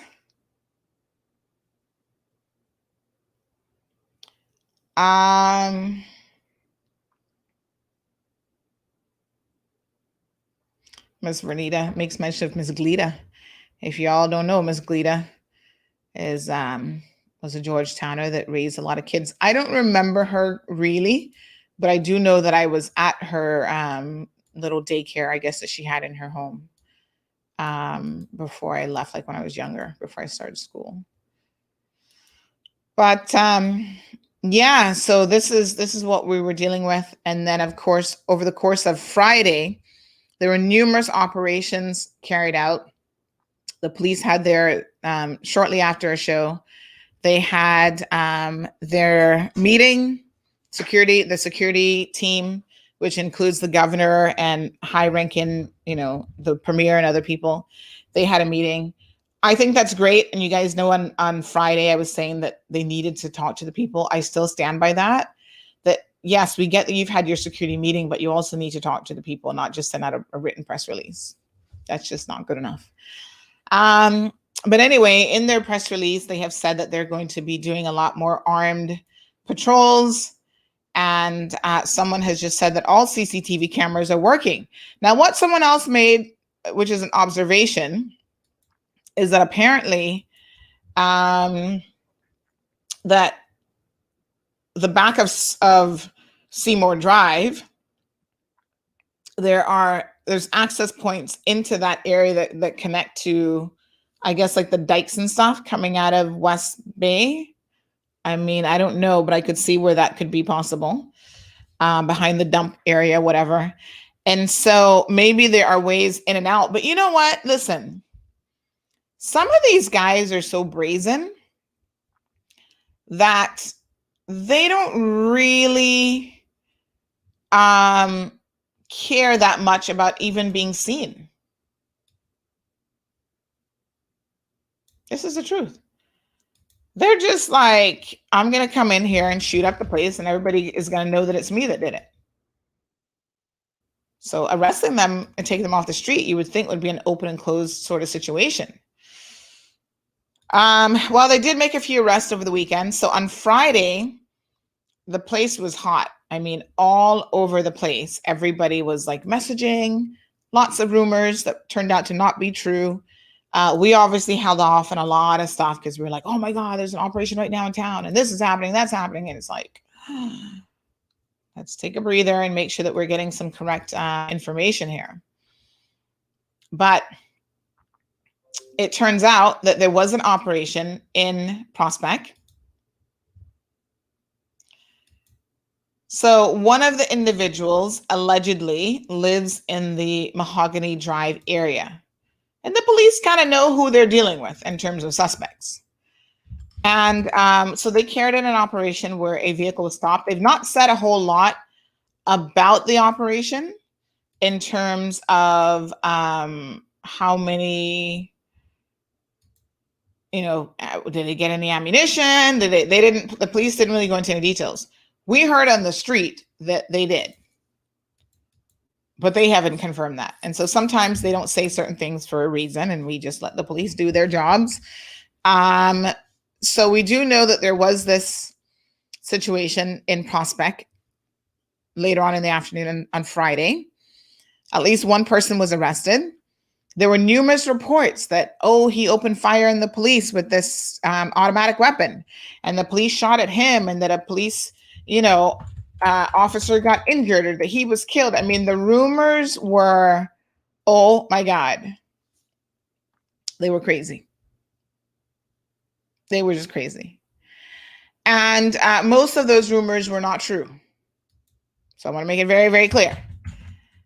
It wasn't true that anybody was shot, the police officer didn't get shot. Nobody shot any fight. So the police, and I must commend them for this because finally I keep saying to them, don't let these rumors take foot in the community. Squash it with a proper release of information. So they did put out a press statement early on Friday to say that no shots were fired during this Prospect operation. And of course, you guys know that everybody was sending me photos, and we do have photos of what went down in the area. Now, I don't know how y'all can't get some better photos than this. Now, first of all, let me just say, everybody got a smartphone, right? But y'all smartphones be taking some of the worst pictures when we really need a decent photo. So the best picture that they could get me, let me show you guys this photo, was this pixelated photo of the police out there with their guns. And they've said, don't be alarmed if you see the police walking around with heavy ammunition themselves. Because these guys will not hesitate, rest assured, to pull out their weaponry on the police. So here we are. And I'm thinking, how y'all couldn't get me a better looking picture than this? That's the best you could do. These smartphones, I tell you, I'm expecting a little bit more than that. But anyway. So this is what was sent. And so you see several police officers there. They've got the road blocked off. Folks, if you see the police carrying out an operation in a particular neighborhood, stay from a distance and take your photos to send to CMR, but do not get close enough where you're endangering your life and certainly not your health and well-being. So yeah, we're expecting this talk to the people, but we're still waiting for it. Jonathan wants to know what's with the fire and smoke at the airport runway. Oh God, I don't know. Any reports on that one? So yeah, so they carried out this operation and the police confirmed that a man aged 35 of Georgetown was arrested on suspicion of attempted murder in relation to the aggravated burglary and shooting on Adonis Drive in West Bay. And this was the one, remember now, that happened at the end of June. This was June the 26th. And this man remains in custody as investigations continue. So a man was allegedly at home sleeping on the sofa at 3:45 in the morning when 3 men broke in to his house with a firearm, brandishing a firearm at the occupant. And at some point during the robbery attempt, he said they were trying to get his chains and that sort of thing. He was shot. And so they have now arrested at least one of the 3 men on what they say is suspicion of attempted murder. I don't know if he's still in custody because, as you guys know, people are sometimes arrested and released, given bail, pending further investigations. The thing in my mind right now that seems quite obvious is you want to get as many of these guys off the street as possible because they have no regard for their own lives. And as a result, I reckon they don't have any regard for anybody else's life as well. But, you know, the law, the police have certain rules and stuff that they have to follow that is obviously a requirement. Now, in addition to that, on Saturday evening, and I'm going to talk about an event that went off on Saturday in West Bay that was a very successful event, Miss Jackie. But on Saturday evening, there were shots heard and fired in the vicinity of the 4-way stop close to the post office in the district of West Bay, and police were racing to West Bay. Now, here's my thing, right? Again, I'm no expert, but you guys tell me if this makes any kind of logical sense. If you are in charge of this tactical situation right now, and you're trying to get this under control, would you not know where the hot spots are on this island that something is likely to pop off? So you said there's going to be, this is what came out of the security meeting on Friday afternoon, that there will be increased police presence of armed units. Okay. Wouldn't you have armed units in West Bay, like crawling all over the place?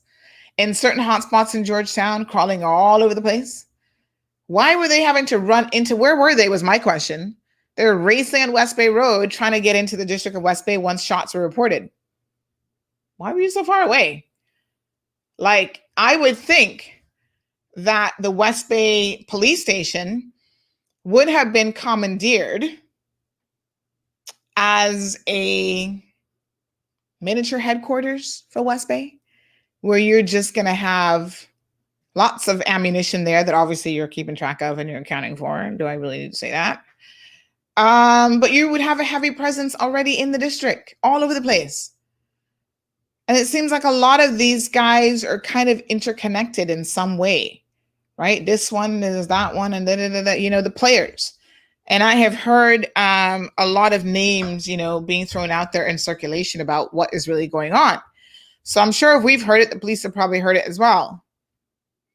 They should just have a presence, like a ready presence in those areas. Nonetheless, a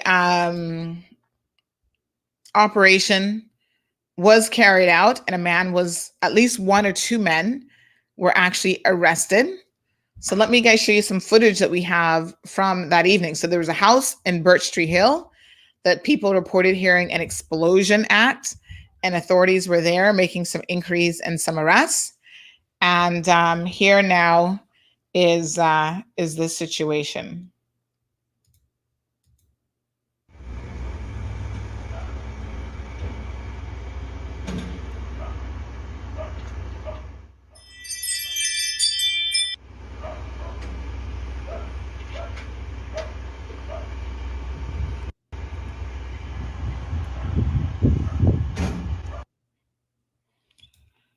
Let me play it again.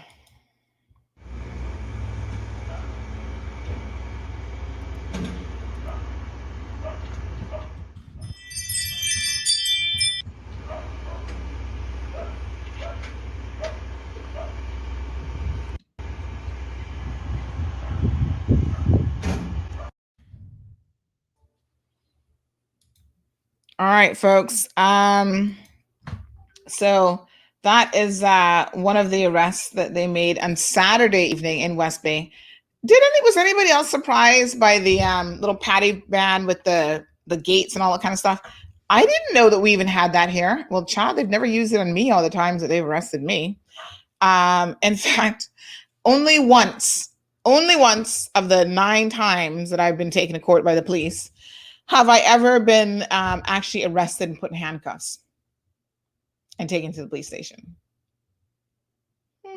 The other times, it's been like, oh, can you come in so we can arrest you? They call you on the phone and they say, can you come in? We want to interview you or whatever. And I'm like, again?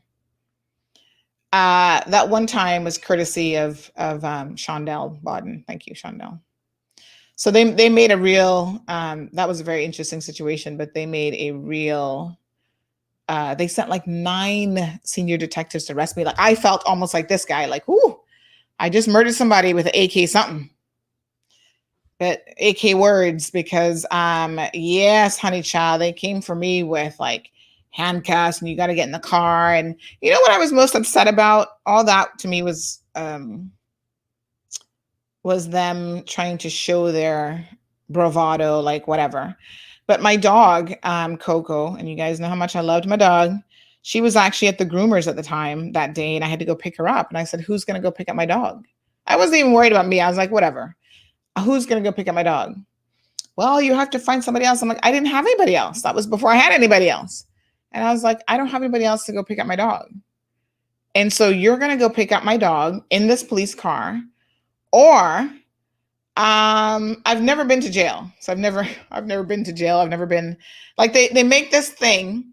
They send 9, like when I sued them and I won the case, the judicial review, Justice Henderson, because they got the search warrant all wrong. And I picked up on all that and they lost the case. And I remember Justice Henderson saying, why would you guys send 9 senior detectives for this woman like she had killed someone? He's like, I've seen not victims, but I've seen murder, people accused of murder, not have this kind of force to arrest them. So he even saw that this was overkill to the max. He's like, what the hell is going on here? Like, seriously? So, I've never spent any time in jail. They just put me in handcuffs, put me in the car, went and conducted the interview, and then they let me go on my own recognizance. Like, they don't even take my passport. I'm just like, okay, yes, I'm a real bad criminal here. But anyway, so I was concerned about my dog. I'm like, what are you going to do about my dog? And they were like, what? And I said, listen to me. You don't want me to lose it in this police car right now, because I legit would lose it over my dog. So you better find a way for me to get my dog. And so what they ended up doing was, Darlene,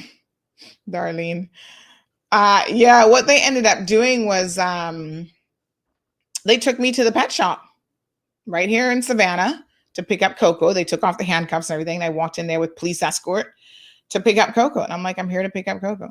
Because the facility wasn't expecting her to be, I'm like, my dog shouldn't have to suffer for whatever you guys are trying to say that I did or whatever this is all about, right? So yeah, they allowed me to get her, and then I was able to take her home. And I was able to hold her in the police car. And I was like, Coco, don't be too friendly with these police officers, because they're not really your friends right now. But yeah, so then they were taking me home and they wanted to do a search. And listen, this is how how silly the police are, right? And another instance, so they have done search warrants on me twice of the gazillion times that they've arrested me. And one time they came and they didn't find, I guess, whatever they were looking for. This was the nation building case. And so they said to me, would you be keeping documents anywhere else? I legit laughed. I was like, are you people for real right now? If I was a criminal, which I'm not, you just ask me, where is the evidence? If I can tell you where the evidence is. No, sir. I'm like, it's no wonder you can't win 85% of your cases, Dodo. No, man. No, child. I was like, look, I looked at them and I laughed. I'm like, are you kidding me? Okay, I haven't done anything wrong, so I don't have anything hidden anywhere. But if I did, that's like you coming to my house looking for a gun and you don't find it and you say to me, well, can you tell us where you put the gun? Because we know you have a gun. Oh, yes. Let me help you out there. It's in the bushes behind so-and-so's. I was just like, no, man, these detectives are stupid. I just looked at, I think it was a female detective. I can't remember if it was a female, but they had one female detective there because they always send a woman when they're arresting a woman. And I was just like, y'all are stupid. And then another time, the same time that they had me in handcuffs or whatever. So they had to process me, they take your fingerprint, take your DNA, do all this kind of stuff. And as I'm sitting there, really, when it first happens, I got to admit that you are a little bit traumatized. Because the other times before that, they just, like I said, call you and tell you to come in. So the first time they come in with all this force, put you in handcuffs, you're like, oh, what's going on here, right? So you are a little bit traumatized. I mean, now I look back on it and I can recount this with some degree of ease. But child, at the time, I was like, what y'all? I'm still trying to remain calm here, but what are y'all doing? And then they leave me in a room. Listen to how slack the police are, right? So they leave me in a room with this police officer by myself. Now, I'm a woman, and you leave me in a room with a male police officer, this Jamaican guy, and I'll never forget because he's part of this dance hall community. And to this day, when I see him, I just like roll my eyes. And so he's processing me, taking DNA, asking me questions. Are you married? Are you single? And then he's like, oh, what's a beautiful woman like you doing single? I was like, dude, step off before I tell you about your backside. And he legit started to sexually harass me. I actually had to make a formal complaint, but of course you know they did nothing about it. And he's like, oh, can I get your number? And I said, no. Understand what I'm telling y'all. This is the BS that happens, right? So I see a mosquito in here. So I'm in the middle of, like, you just arrested me, detained me, and I have to go through this processing thing before I can leave in my own recognizance, right? And yes, this guy is in charge of, and I don't know why he was left to do it because that should have never happened, in a room by myself. And here he is interviewing me and taking all this information. And then the guy starts asking me personal questions. So when he says, can I have your phone number? Because I think you're cute. I was like, no, you cannot have my phone number because I don't think you're cute. The dude then proceeded, this is a police officer in uniform, supposed to be doing his job. He proceeded to write down his name and give me his number. And in the moment, I took it because I almost felt like intimidated. Like, what if I don't take it? What's this dude going to do next? Like, I just told you, no, I'm not going to give you my number. And then you turn, I was like, Anyway, I crumbled it up and threw it in the garbage the second I walked out the door. I was like, y'all are disgusting pigs. Anyway, yes, Ingrid, I was like, don't mess with, listen, I was going to lose it over cocoa. I did sue them in that case. And I did win, but of course you walk away with nothing, no dollars, child, because we're not a judge, so we don't get paid millions for unlawful arrests. Evelyn would say, I would say, look at my underwear drawer. Not even. I don't want them going through my underwear drawer. They're disgusting. I'd be like, go in the dirty laundry. Just Sarah says, come for your friend. All right, here's what's going on. We had, oh my God, we had tree planting over the weekend. Yes, a number of people are sending me this South Sound situation.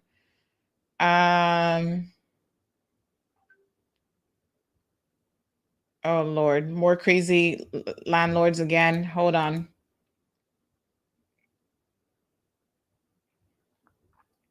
Okay, so here's what's going on.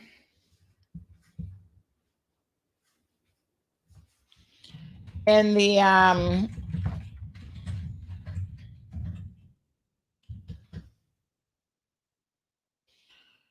region. So Cubans are protesting a situation right now where basically they are essentially saying that they want democracy. They're tired of communism. Things are really bad. They have a lot of what do you call it?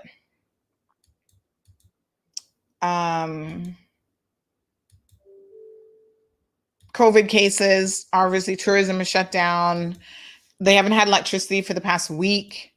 There's been a lot of things going on in Cuba that is causing them some unrest and concern. So they've started protesting all across Havana, in different places yesterday. It's not just Havana, but they were protesting in Havana, San Antonio de los Baños, Santiago, like all over the place, thousands of people. And of course, Cuba is the Miami, the South Florida connection is there's like, I don't know if there's millions of Cubans in South Florida, but I kind of feel like there is. They started to show their solidarity. They started a small protest there as well, taken to the streets of Miami outside of the famous Versailles restaurant. A lot of people, if you've been to Miami, have seen that area. And, they're talking about the lack of food and medicine and low wages. And like in Cuba, you make $25 to $45 a month US, and a pound of rice is now costing them like $4 US. So, got him. Take that. And he landed right on my keyboard. Ew. Let me pick him up with this tissue. Yes, one less mosquito in the world, Jill. Where's the garbage bin? So it's a crazy situation. The Miami PD was keeping the peace over there in Miami on Avenue between Southwest 32nd and 37th Avenue on 8th Street. And they were actually saying, because of course, a lot of them are Cubans or they're descendants of Cubans. The Miami-Dade police actually made a statement that they are in support of a long oppressed people, which I thought was interesting that they could make such a statement. But like I said, they don't take long to make statements in the U.S. They make statements right away. Of course, the president of Cuba is Miguel Diaz-Canel. That's not Fidel's brother. What happened to Fidel's brother? I've kind of lost track with what happened after Fidel left or after he died. But of course, it's still a communist system. And they are doing a thing called hashtag SOS Cuba.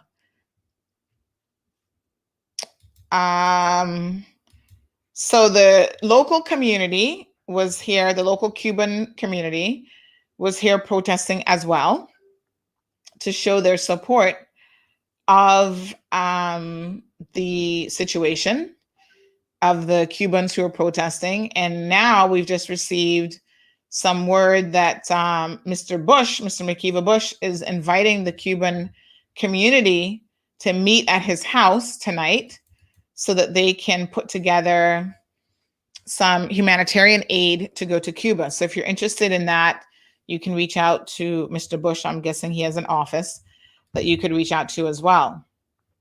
So, very, very interesting.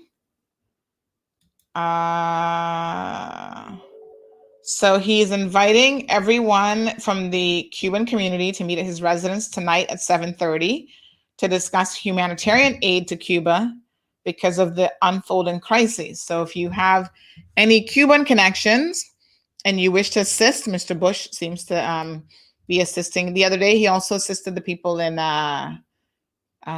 Colombia, San Andres, when they had the earthquake the other day.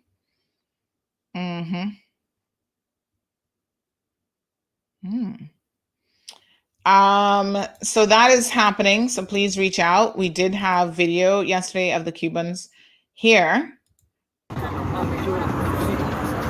acabó. Tu 5-9, tu logro, ya se acabó. Se acabó, Díaz Canel. 60 años de ya se acabó. El pueblo les quitó a ustedes tu 5-9, tu logro, ya se acabó. 60 años de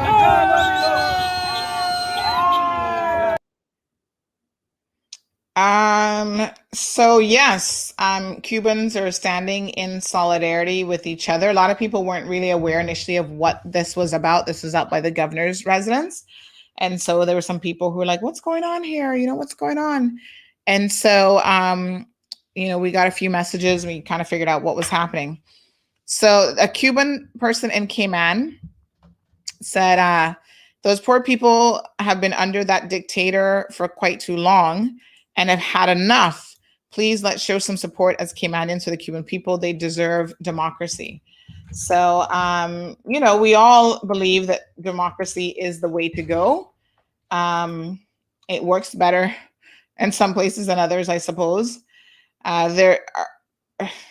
Listen, there's so much craziness in the world. I must say.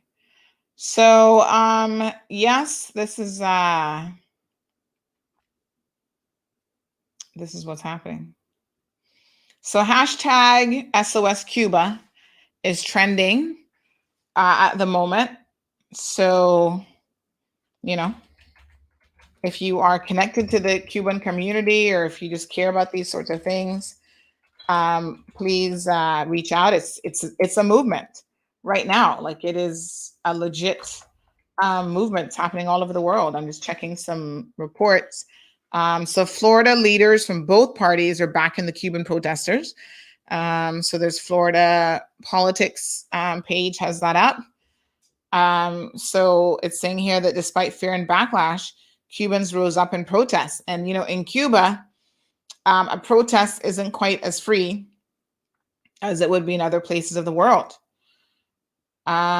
So, for example, the president of Cuba immediately started blaming the U.S. for all of their problems. He blamed the embargo, the sanctions that are still largely in place. And also, he said that, the pandemic was also to blame. So the government is not taking any blame whatsoever for this situation.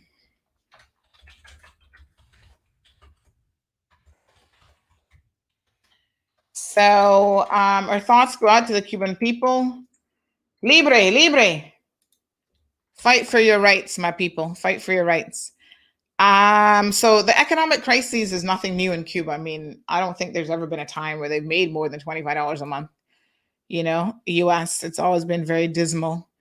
US Senator Marco Rubio, who's a Cuban American and staunch opponent of the Cuban government, is offering running commentary as the events unfold. So, he's involved in the discussion. He says people in Cuba are protesting 62 years of socialism, lies, tyranny, and misery, not expressing concern about rising COVID deaths and cases, which is what I think the president had said.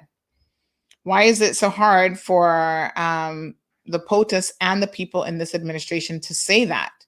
So he's calling on the president and others to do more. So he's been tweeting throughout the night about the situation in Cuba. You know, everybody's got their battles, trust me, in some form or another. In Haiti, just by way of an update, the investigations continue there about who really is behind the assassination of the Haitian president. Now, we'll talk about this maybe later on in the week. I'm going to see if we can get a regional correspondent because she covers Haiti news for Miami Herald. And so the thinking is apparently they've discovered that a lot of the team that went in were actually Colombian mercenaries. They were paid hitmen, basically, well trained. And there's a whole trade, evidently, of people. If you're looking for a hit man, you go to Colombia to recruit because they have been trained by the Americans for guerrilla warfare, to try to fight the guerrilla warfare in Colombia. What was it called again? I'm trying to remember what their left-wing group there is called. Anyway, they've been fighting at that level for a really long time. So, you know, a lot of it's related to drugs and politics and control of drug territory and whatever. So they tend to be highly trained, but apparently after they leave the military, there's no career opportunities for them. Because once you're trained in the military, then what do you do afterwards? You don't have any other skills necessarily. So apparently they do get jobs. The FARC, thank you, my friend. People always listen to me like, this is what it is. Yes, the FARC. So they get opportunities as like security elsewhere in the world. And so they have discovered that a number of these people who actually assassinated, they killed some, because remember right away, they shut down the airport. Some might have gotten over into the border, into the Dominican Republic, because Haiti and DR share the island of Hispaniola. So the island itself is called Hispaniola, but on the one side is Haiti, and then the other side of it, which I think is the bigger part, is the Dominican Republic.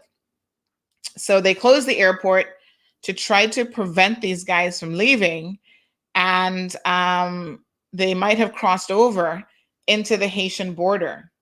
So it's so interesting that these two countries share a single island, and it's like night and day. Like DR is so different than Haiti. The poverty in Haiti and everything, the corruption, everything that goes on is very different than what happens right across the border. So they suspect that some crossed into the border. They've already started tracing some of them, saying that they came into the country from like June, some as early as May or earlier in the year.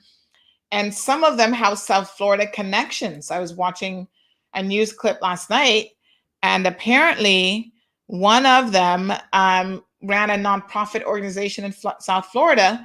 And one now, and they don't know if he was the mastermind behind it quite yet, is a South Florida physician who actually wanted to run for president in Haiti.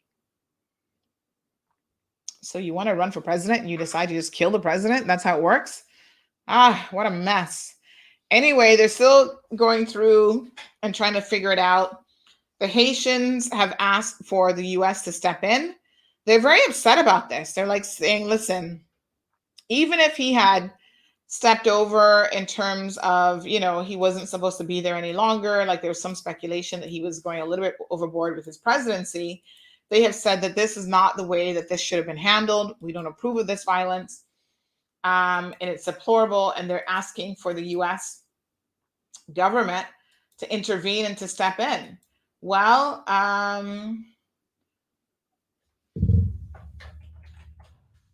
the US government has been hesitant to do so. They sent some people there, I think some FBI agents and maybe CIA, whatever, to assist with the investigation, but they don't really want to get into any kind of like warfare as it relates to, you know, sending any military assistance per se. Like they don't want to get in at that level.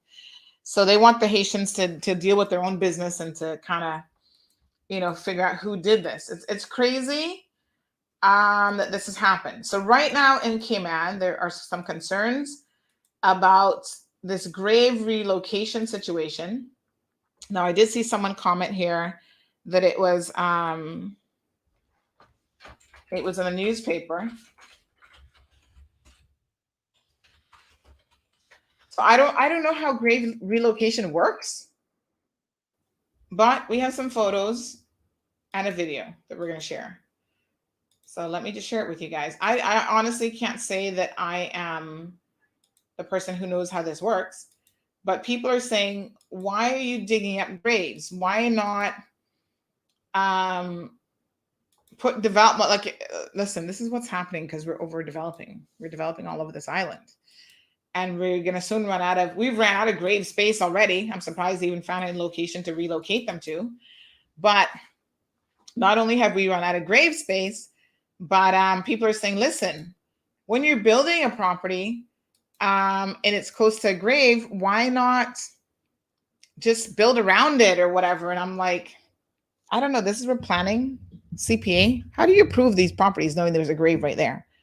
Was there any consideration about what was going to happen to the grave?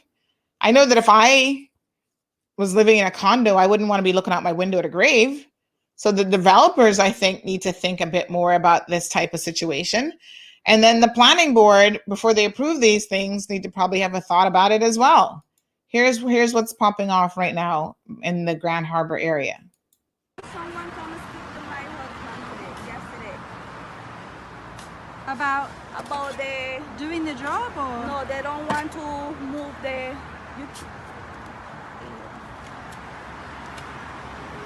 Sorry. Okay, I'm just. What a mess, no sir. So where are they moving them to? Are they moving them further back on the same property? Like, I'm not understanding. I think we're going to go out there this morning and see what's going on. So Cece says, who in their right mind wants to live by a gravesite anyway? Yeah. So this is for the road widening and not the property itself. Oh, they want to put in a road. So this was going on from 2019. Lord. So where are they moving the graves to, by the way? Oh my goodness. Maybe we'll go out there and have a look. It's hard to visualize exactly where this is. Ay. Folks, welcome to the Cayman Islands. You know, I believe in having respect for the dead. And you shouldn't be building on top of the dead. I suspect that maybe there's some times when you actually have to relocate graves, but I guess the real question here is this one of those times? Was this the only option? And was this necessary? I don't know that answer. I would like to know more about what happened and how this decision came about. Who's widening the road? Opposite Hurley's supermarket. Huh. All right, I'm going to go by there because I'm confused about where this is even.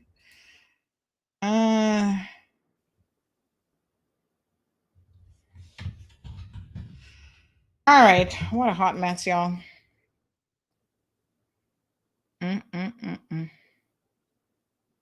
Well, bit of good news. We've gone 1 year now as of yesterday without any community spread of COVID. And this is as we now start to look at trying to reopen our borders. So this is certainly going to be an interesting time for the people of the Cayman Islands. And first case on the island was March the 13th. You guys remember that? The patient that came off of the Italian cruise liner, he died. And then we had the last case of community spread was July 2020. And of course, we launched our vaccine program in January of this year. Folks, get vaccinated. That's my advice to you, because as we start to reopen our borders, we will no doubt have community spread return. And it's going to be a question of how bad it is before the government may or may not have to do something. Every single country around the world that has reopened has had to shut back down. So knowing that, what I'm telling you is mentally get prepared for it. Get prepared for cases, get prepared for community spread, and probably get prepared to go back into lockdown.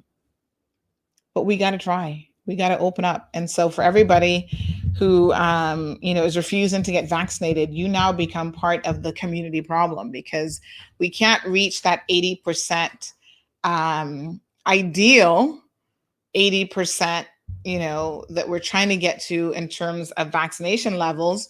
That doesn't mean that we'll never open our borders. We still got to open them, and you're going to just take a chance with your life and the life of your loved ones. Melanie says on site, they're building 3 there now. Okay, I'm going to go by and have a look, because I don't know what the heck is going on. The NRA is putting in 3 lanes by Hurley's. Is there even space for that? What?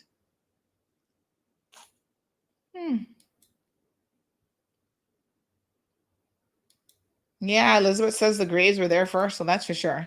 Here's the thing. In Cayman, before tourists came and told us all that beachfront property is like, the gold mine, that's oil, that's black oil for us here in the Cayman Islands.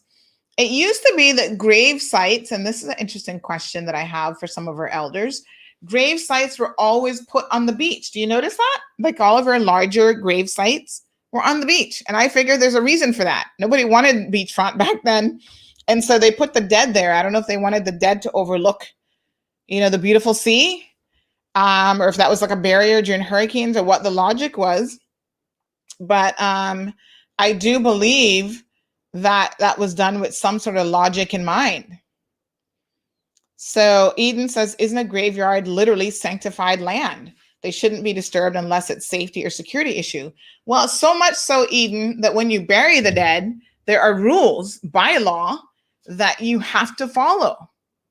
You have to do it before sunset. I mean, there's all these sorts of things that part of our Christian heritage that we have maintained. So a lot of people feel a particular way about disturbing the dead. I remember during Ivan, when some of the dead came up literally out of their graves, and we thought that those were people that died during the storm. They were actually just people in graves that, because of the magnitude of the storm, their coffins were dug up and stuff by the surfs and so on. Eden says nothing is protected. Nothing, not even the dead. My God.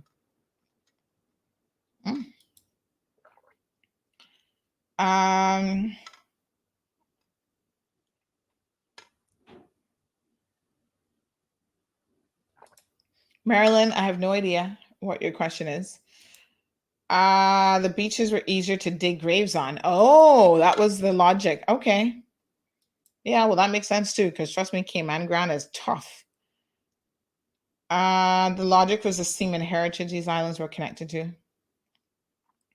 I think the Cliff Rock one makes more sense. So Cliff Rock, Shield Rocker, yeah, that makes sense. All right, folks, we're out of time. I'm going to go by court. I haven't been by court in a couple of weeks. I know there's a lot going on there. I need to pop in and see all the madness that we call court. 15 Honduran fishermen disappear on their way to Jamaica. Oh, Lord, have mercy. More sad news this morning. A regional correspondent, Renee, has just put that story up. Thank you, Renee. She does such a great job. She works silently behind the scenes, but she does a really good job. So I need to go to this grave site. Oh, Lord. After the morning I've had, I'm like, do I really want to go walking through a graveyard this morning? But I want to see what's happening for myself. So, NRA graves. I swim the area into the mangroves in front of them to make the land from what? This little road access goes right by the graves. Trying to see this on the map. Okay, I'm gonna go and see it. Melanie, are you on location right now? Is anybody there? I'm gonna go by because I do need to get a little bit of visual on this. So here's the map of the road, Shamrock widening. Okay, here we go. Let me just show this to you guys. Let me see if I can grab this as a screenshot.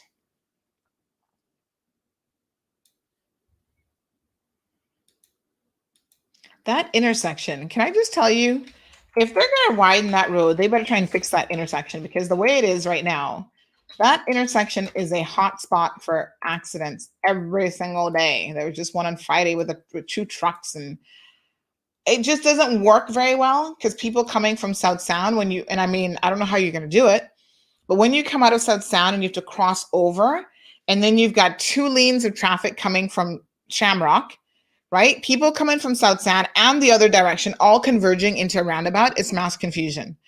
Like, sometimes you legit don't even know. I've seen people coming out of South Sound and crossing all the way over to turn into Hurley's. And I kind of feel like that shouldn't be done, because you're crossing 2 lanes of roundabout traffic, like people coming into the roundabout. And that's why there's a lot of accidents at that location. And I have seen a lot of near misses too, because people don't even look when they're crossing over from South Sound. So this is what we're looking at, apparently. This is the road expansion. So there's South Sound Road. Looks like the roundabout's gonna be more mass confusion. So South Sound Road, yes. And then which piece is the Graves? I'm trying to figure it out. All right, I'm gonna go there and have a look. I need to go there and get a real visual. This is kind of hard for me to figure out here. Jonathan says the condo developers to the west of South Sound Cemetery broke open and exposed graves. What? Anybody who thinks they care 1 iota does not or will not or unwilling to recognize the depraved, decrepit, which is a heinous status quo. Most are unwilling to look into the root of the problem, let alone seek to rectify it. Oh my God.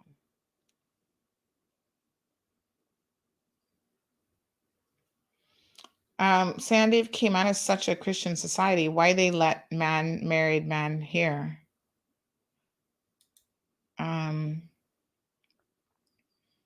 Okay. Beach sand was softer and no one wanted to live close to the beach due to storms. Also back then, the focus on crops farming were done inland. Thank you, Maury, for that. Very good information. Yeah, they need to do streetlights or something. Why are we obsessed with roundabouts? I know it's an English thing, but sometimes they just don't work very well. Anyway, let me go by the site location and try to see if I can figure out what the heck is going on. I'm assuming, Robert, good morning. How are you? That they have received some sort of approval, but I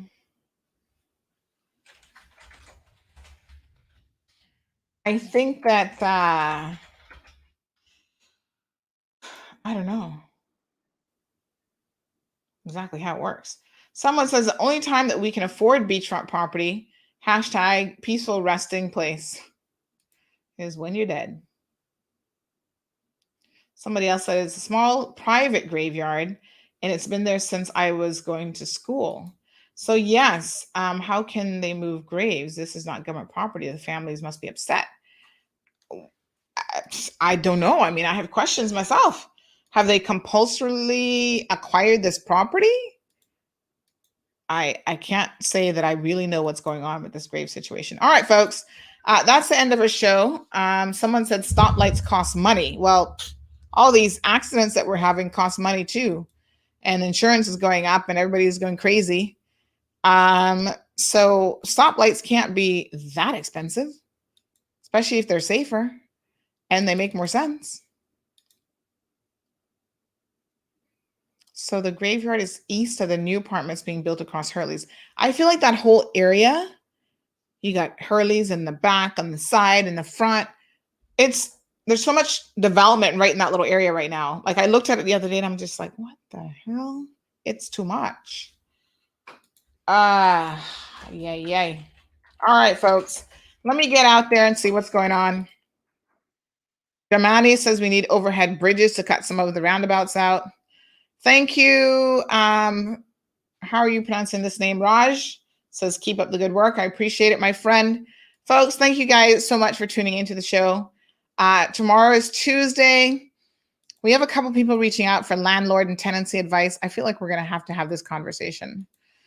Lord, have mercy. It's a mess on both sides. And then I want to update you guys. We have some new information on Mr. Cliff Groves, the contractor. We've been receiving some very, very interesting information about him and his hiring of Caymanians and so on. And so we'll provide you with an update on that probably on tomorrow's show as well. Folks, be safe out there. And we'll see you back here tomorrow morning.